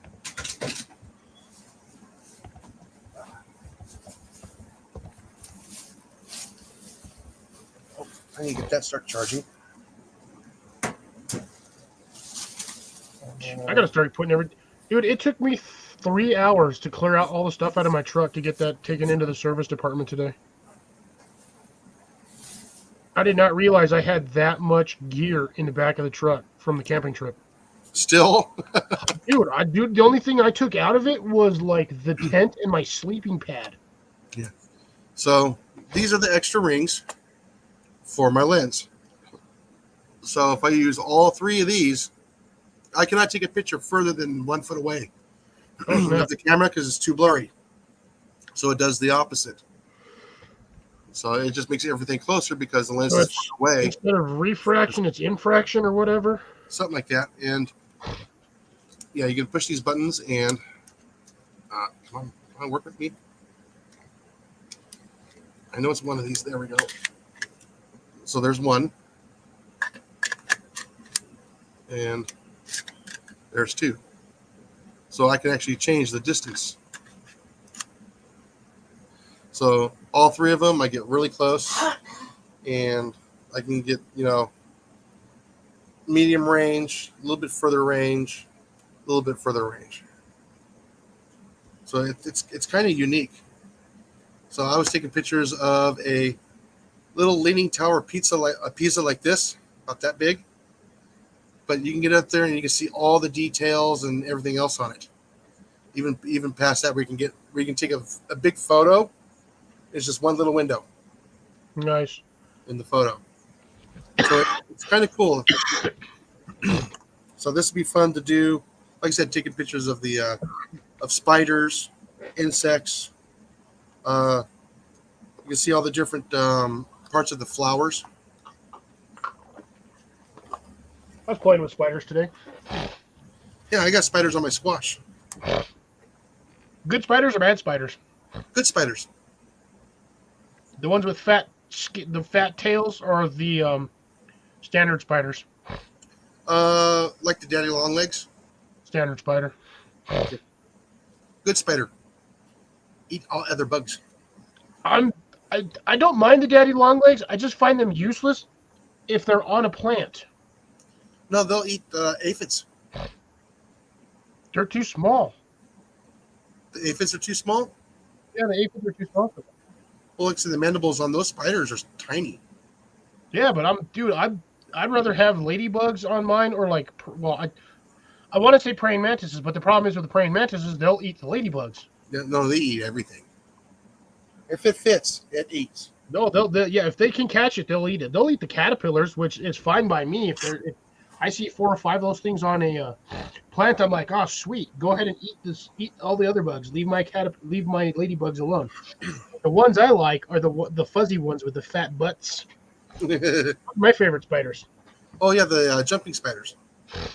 I've seen some big ones over in my yard over the last few years. Yeah, we also have wolf spiders here too. Yeah, so do we. I just haven't seen it. Oh, I found today I was outside watering my stuff, and I happened to turn around, and I saw a, 3-foot long gopher snake. Oh really? Sucker was just chilling there. I mean, he was just sitting there. Leave them be. I was gonna give him some water. I tried to pick him up, and he didn't want it. He didn't want nothing of it. I still managed to pick him up. I was gonna put him in the neighbor's field because it's like an empty field. It's a city field. The city bought it out when the guy died. I was going to go put him over there, but he was not having it. I tried to give him some water. He dunked his head in and came right back at me. And luckily, they're not poisonous or venomous. They just kind of bite. Well, they got sharp teeth, and a lot of them. Yeah, well, I mean, it's no different than a boa constrictor or a Burmese python. They've got a butt ton of basically reticulated teeth that help them pull things back. No, they're called daggers. Real tiny daggers. Reticulated. Sharp ones. Yeah, I know. I had my hand almost ingested by a Burmese python once. Oh yeah. Got me good. I've probably mentioned that story a few times here, or at least I know I have. Yeah, but like I said, having beneficial snakes is good. Poisonous snakes, not so good. Well, the problem is I live in an area where they Both. that particular snake has nothing to eat. Yeah. There's no mice. The lizards are far and few between because we have crows, hawks, owls, roadrunners, cats, chickens. Like like everything on legs down here eats lizards. Yeah. No, I take it when he was pretty skinny. He was actually pretty fat, actually. Mm. Like the thickest part of him was probably about as thick as the top of this. Oh yeah, he's been eating well. Yeah, I mean, dude, he had to been. That snake was like 3 feet long. Yeah, that snake was finding something to eat. Probably eating small birds. But no, like I said, unfortunately, the one that I caught in the house, it wasn't going to survive if I let it go, because the trap got it. Yeah, his back end wasn't really moving very well. So, because I know it probably broke the spine on the snake. So, Ooh. But well, I guess since Grace apparently never heard, like I said, I'm 100% positive. I've mentioned it before when I had a snake, because I had a snake when I was living in Denver. So basically, essentially, feeding time. He's in the closet in his cage. This way, the landlord can't don't know about it. rental, because I was technically renting an apartment, so the rental management can't find out what it is and kick me out for having a snake.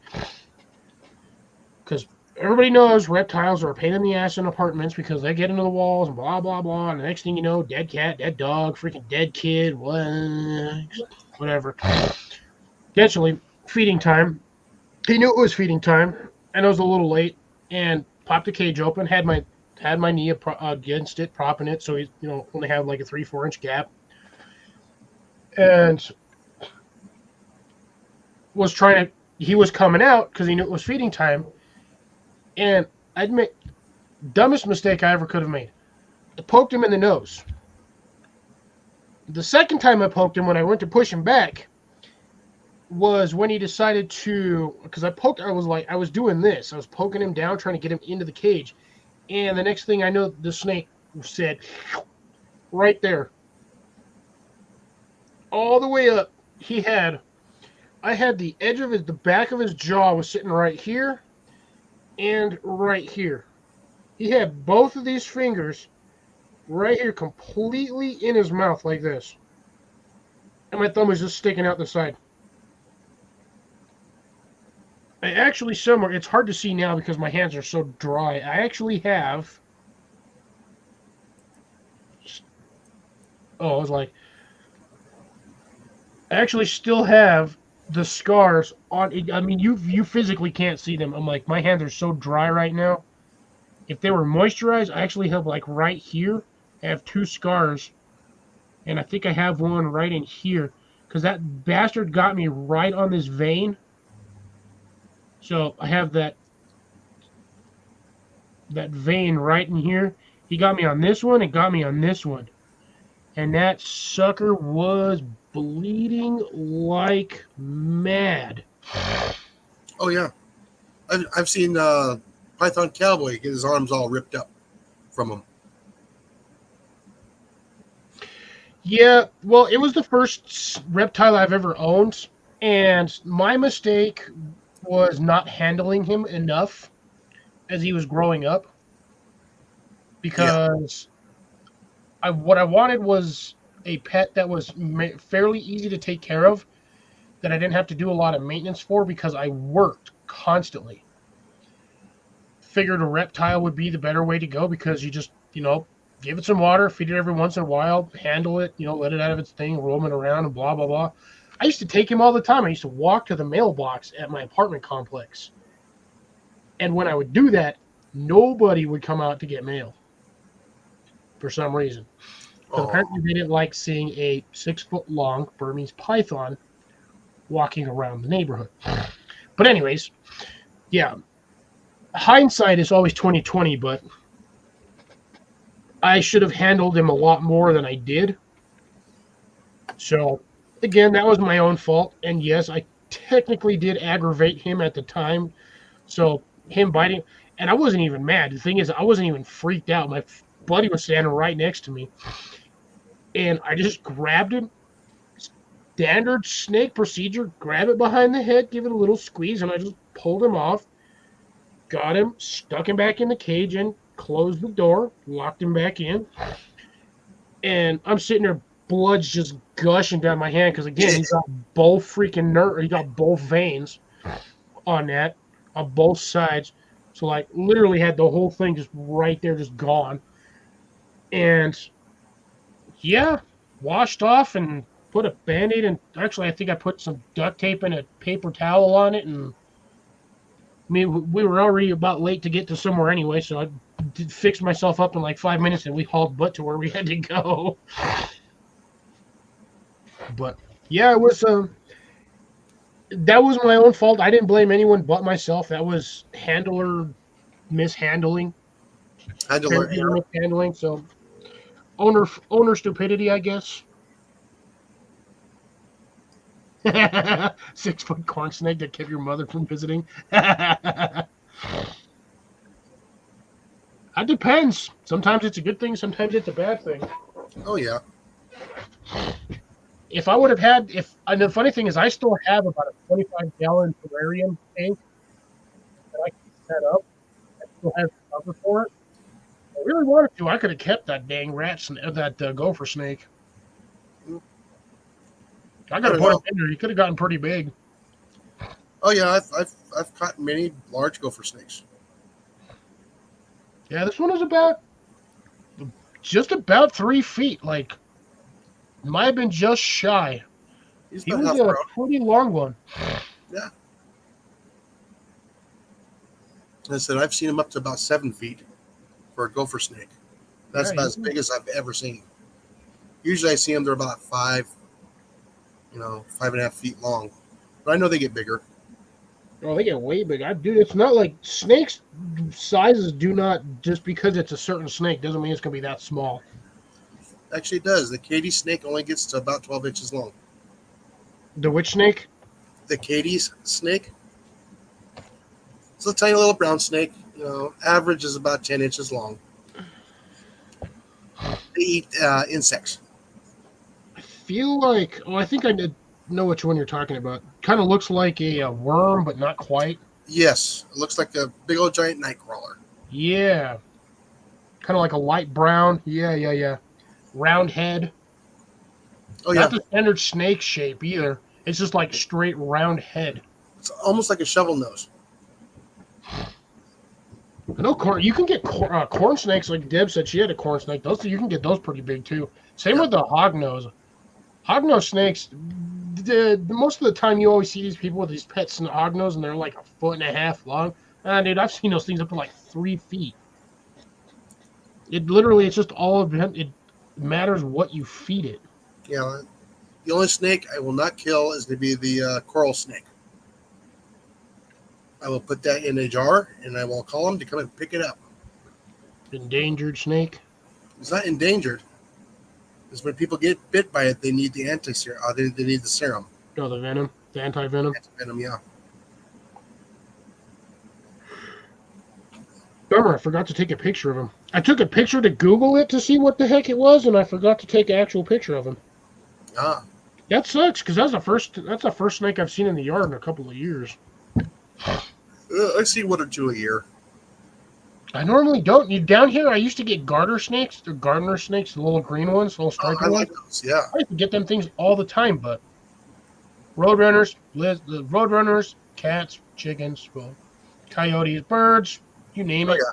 Pretty much ate them all. I don't even see them anymore. If I And the, do see neighbors, one, I'm going to be like, yoink. and the neighbors usually kill them before they know what kind of snake they are. Yeah, they just see a snake and they're just like, oh, shovel to the face. Well, there goes that snake. That was a beneficial one. And then, dude, they'll eat small things too. They'll eat the lizards. They'll eat they'll eat bugs. You name it. If they can get a hold of it, they'll eat it. Yeah, like I said, I think there's enough, copperheads and the cottonmouths here. They got enough of them in storage so they can milk them. Rattlesnakes. But the hardest one is going to be that coral snake. If anything, I'd say the pit viper or water moccasin.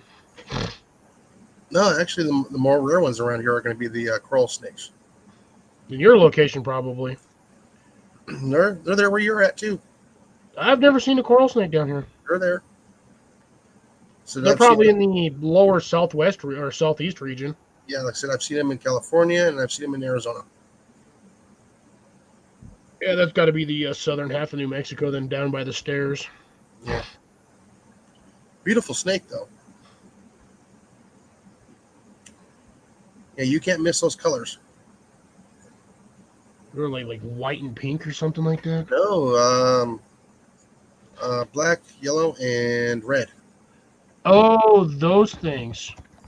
And the California king snake looks very similar to it. Yeah, what is it? Black and yellow can kill a fellow. Red and black, venom lack.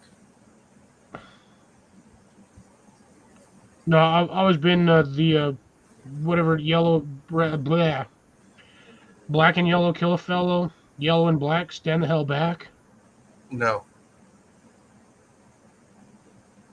Yeah, it's because again, like you said, there's two snakes out there that have almost that same color pattern. They're just kind of slightly reversed. There's also a king snake that's only just black and white too, or a yellowish color. Yeah, and again, those are the ones that Very beneficial because they eat the rattlesnakes. I just see a snake with that color, and I'm like, I don't know which one this is, so I'm not going to touch it. And I'm not going to be dumb enough to get close enough to take a picture of it, because if that thing gets a hold of your finger, you're done for. Oh yeah. Whether if it's the good one or not, I'd rather not take my chances. Yeah, there's the Arizona coral snake, white, black, and red. Beautiful snake. Yeah, beautiful colors. I still ain't touching it. Yeah, your Texas coral snake is the black, black, yellow, and red. Mm-hmm. And believe it or not, they're actually part of the cobra family. Ooh, nice. They spit. No, they don't spit. Just messing. Just being funny. Yeah, see, I just learned that a few years ago. Yeah, that's the one, the milk snake. There's another one. Yeah. King snake, yeah, that's white, red, and black. Mm-hmm. But again, if you don't remember what's what, it's white on black, stand the hell back. Now, we learned it as black and yellow can kill a fellow. So yellow and fellow are the synonyms. And then you have red and black, venom lack.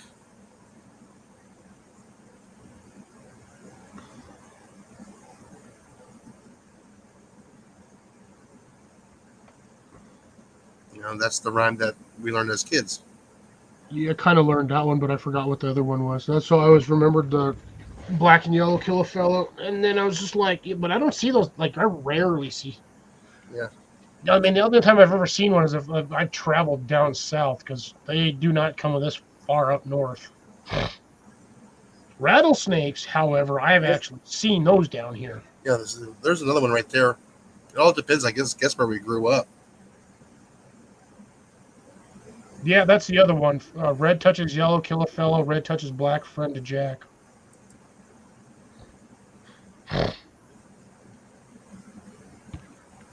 All right, folks, 5 minutes to go. No! 5-minute warning call. Oh, I bet pieces of rattlesnake would always get found going across the thing and getting run over by a coal cart. Tell you what, they're tasty. Yeah, but you still don't touch the head. You basically chop the head off and you move it with a shovel And you bury it. about a foot deep. Or more if you're really cautious. Because even if the snake's head is off, it can still kill you. Oh yeah. And you also have to be careful of them. Even if you hold a snake behind the neck, behind the jawline. Oh, we're losing your sound. Are we? You're back. But yeah, don't always assume that just because you have a snake behind the head, it won't get you. No. Venomous snakes, if they do that stupid yawn thing and the fangs pop out and they don't pull them back before they retract them before they close their mouth, they'll actually spear through their bottom jaw and stick you. So you can potentially kill yourself Yeah. mishandling a snake the right way. Nope. That's why I use tools. Grippers, the little grippies. Little grippers, but believe it or not, I actually need to get a set. I really do. Of some snake handling gear. It's not like we can't get it here. Well, like I said, the neighbor had a snake get in her house. I'm at lunchtime. I get a phone call. Help! I got a snake in the house. I get over there, and I get in there and go, oh, it's just a rat snake. I reach out there and grab it, throw it in the bucket, take it outside, and I go and release it at the end of her property. Yeah, rat snakes are harmless. Yeah, they still got sharp teeth. Yeah, but they're essentially harmless. Yeah, it'll let you know. Yeah, it's probably a good, 3.5, 4 feet long. It's a good sized rat snake. Been eating a lot. Oh yeah, well there's a lot of food here for them. That's true. You guys do live next to a forest ish. Oh yeah, no, we are in the forest. That's warm and wet. A snake's Warm, best wet, friend. humid, and full of mice. Oh yeah. Which reminds me, I need to go check the backyard here when I'm done. Molly, remind Jason to check the backyard when he's done. Yeah, I still got to take care of a armadillo that's just tearing the yard up. And you still haven't gotten him? No, I still haven't gotten him. He hasn't been showing up. I said I gotta sleep sometime, and they only usually come out at night. I'm not gonna sit out there all night and wait for them. Get one of the get a humane trap. One of those basically. Yeah, good luck getting them in there though. Just find something he likes to eat and stick it in there. Yeah, that means I gotta dig up my yard and get the grubs. You could just buy some mealworms and hydrate them and just stick them in a container in there. No, I'll probably end up with a raccoon or a possum. Well, then at least you'll be one less of those.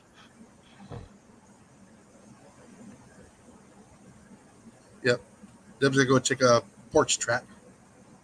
Like I said, I haven't seen anything here since I got that last one.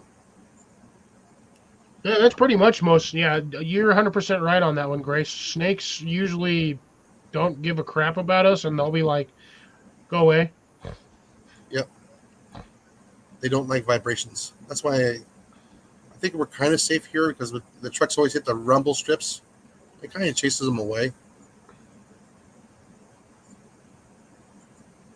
Except for worms. You sit out there with a grunt stick. Oh yeah, Worms all. yeah, I know.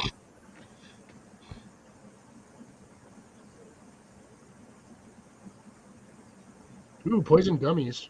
Yep. Oh. Mole, That'll mole, work. mole. Just make sure he's wearing his latex gloves. Don't get that stuff on your skin.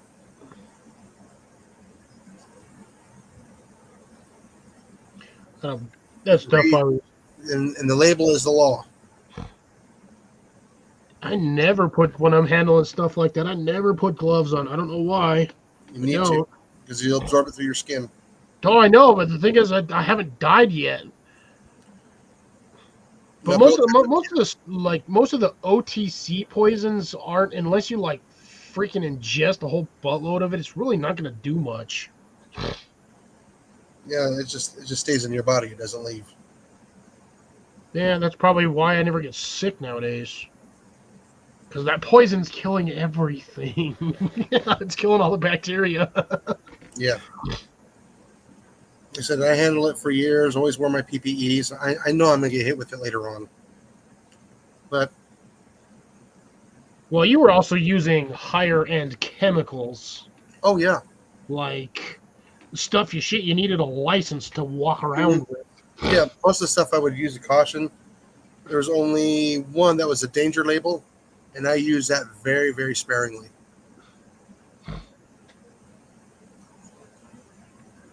Ooh, yeah, I'd be mad as hell if it's weed killer. I don't do weed killer around the property because you spray that stuff near your garden and your entire garden dies. That's what you're supposed to do on non-windy days and below 85 degrees. And direct spray. Mm-hmm. You don't ever have it on spray; you have it on stream. And do not overpressure. You don't want to volatilize it. Yeah, and you pretty much want to spray that right at the base of the plant you're trying to get rid of. But again, I don't use weed killer on my property because that stuff gets anywhere, anything in your area will be dead. Yeah. Well, I can't use it here because it will translocate, and I can't do that. I will not let that happen. Yep, because you're too close to the water table. Mm-hmm. And a lot of stuff that is actually used will kill fish and frogs. Oh, yeah. And then not only does it kill them, anything that pops up to the surface that dies, it'll probably kill the lizards too, which is, I hate using the bug spray that I have to kill the stuff, but I hate cockroaches. They're so annoying. Oh, yeah. So I'll direct spray the cockroaches. But the problem is, if a lizard eats that sprayed cockroach, the lizard dies, and then if something else eats the dead or the dying lizard that's sitting there squirming, bird's like, oh, there's easy prey. Bird eats that, now the bird's dead. Yeah. So it can escalate quickly. It can. That's Well, why you gotta use it. And that's one of the reasons why I prefer the traps inside of a box or something that keeps them contained. It's hard to do that in my. It is hard. It is hard. I mean, especially for the unwanted bugs, pests, bugs, critters like cockroaches and things. Yeah. I can put out traps, bait traps that'll lure them in and get them. But the problem is, I live in an area that's so windy and so dusty that if I left that trap out there for more than a day, the thing would be filled with sand. Yeah. Now, another thing that you can also do is they actually have other stuff that's genetically for that insect only. Yeah. It has to mix with the insect. I have It's a really- powdered form It's for that. really cool.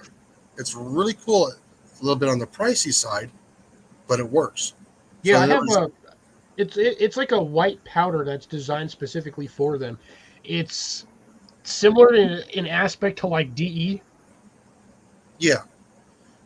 But yeah, like I said, it's safe for us to handle as far as I know, Yes. because it's not our DNA that's mixed in with it. It's that specific DNA for that specific insect. Again, Well, the stuff we have is designed specifically just for cockroaches, so I think it's got like a blend of numerous varieties in there just in case. Because we have not just one variety down here; we have numerous varieties of them things. yeah, no, but it's specific for cockroach. Yeah. Like I said, they also do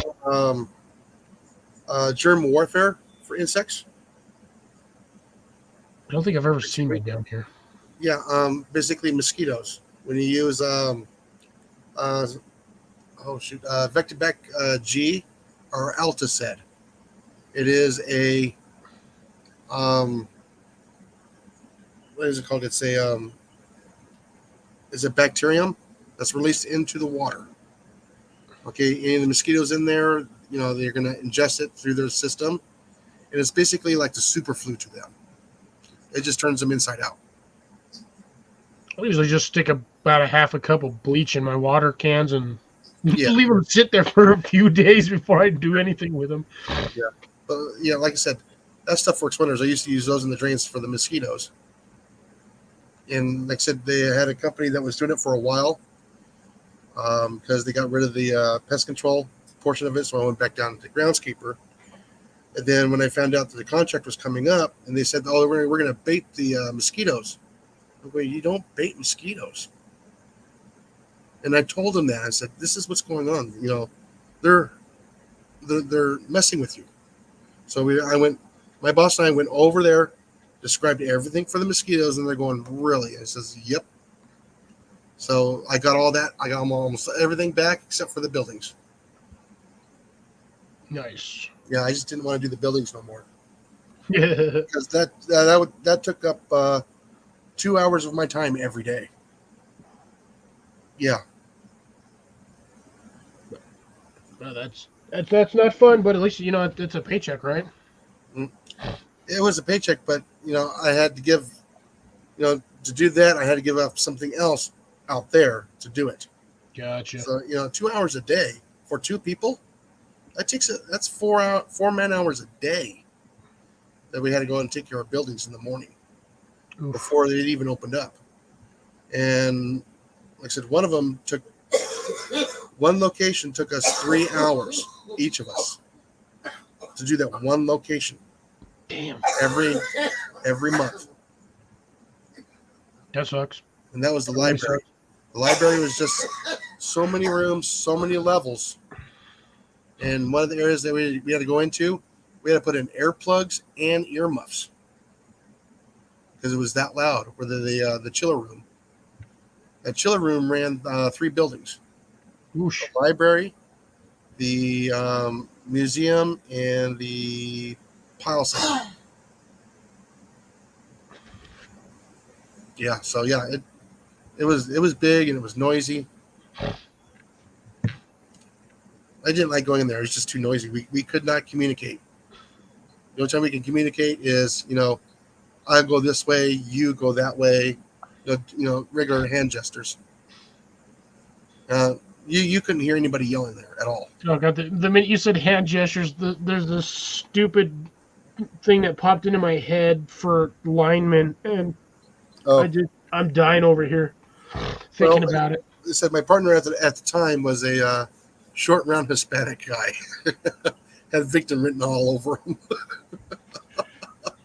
So I could not help myself. I could not. I mean, he couldn't be around any kind of bugs because he'd freak out and everything else. I'm going, "Why'd you do this job?" He says, "The extra money." You're afraid of bugs. But yeah, when we went out and did the vegetation management, he was fine. There's when bugs we- out there too. No, when we're doing the vegetation management, it's a little bit different. He didn't like doing bees, so I always did the bees, and he was my backup. Yeah, way the hell back up there on the hill, Yeah, no, he kept, or way back in the truck. keep people away. No, he would have to suit up too, but he would have to be right there in case something happened to me. But when we got all that back, I was by myself. I had no partner, so several times I did overheat.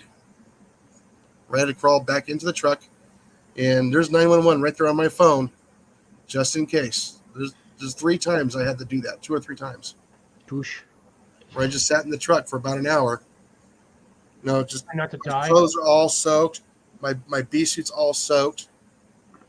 All I can do is just grab the cool water, sit in the truck for about an hour. Well, yeah, because those suits, there's no ventilation in there other than where the head mask is at. Mine will not ventilate at all.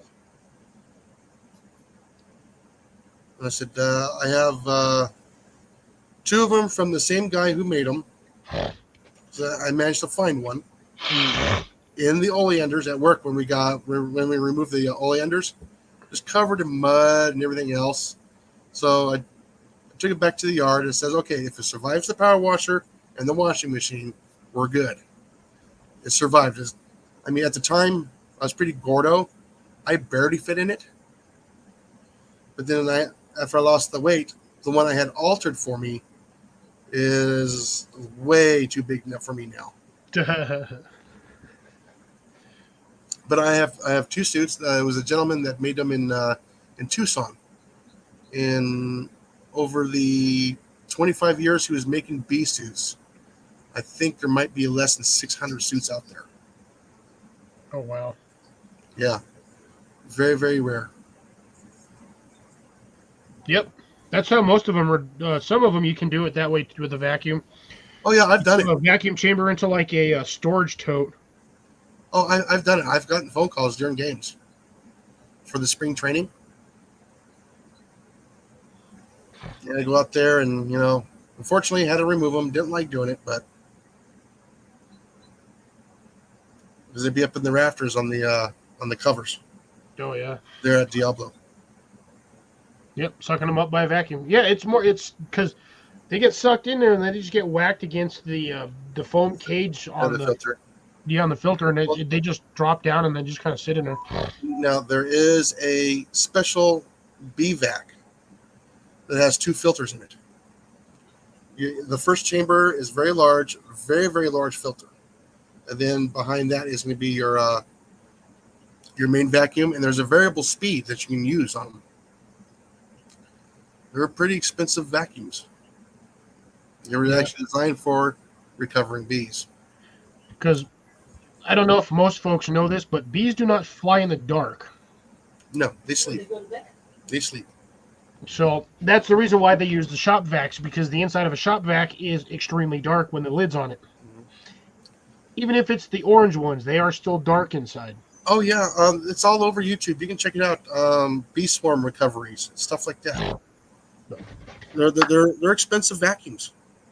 But Jason, I know I've already kept you 10 minutes longer than we Yeah, needed I know. here. I'm sorry, Molly.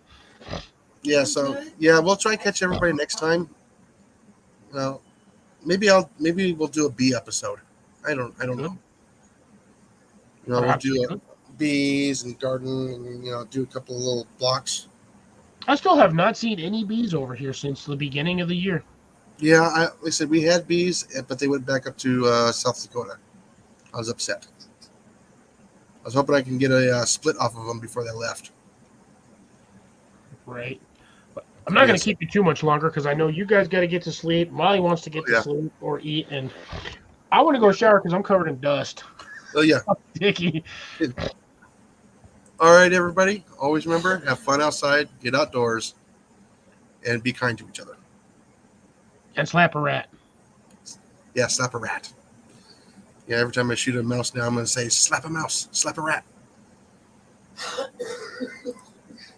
And with that, good night.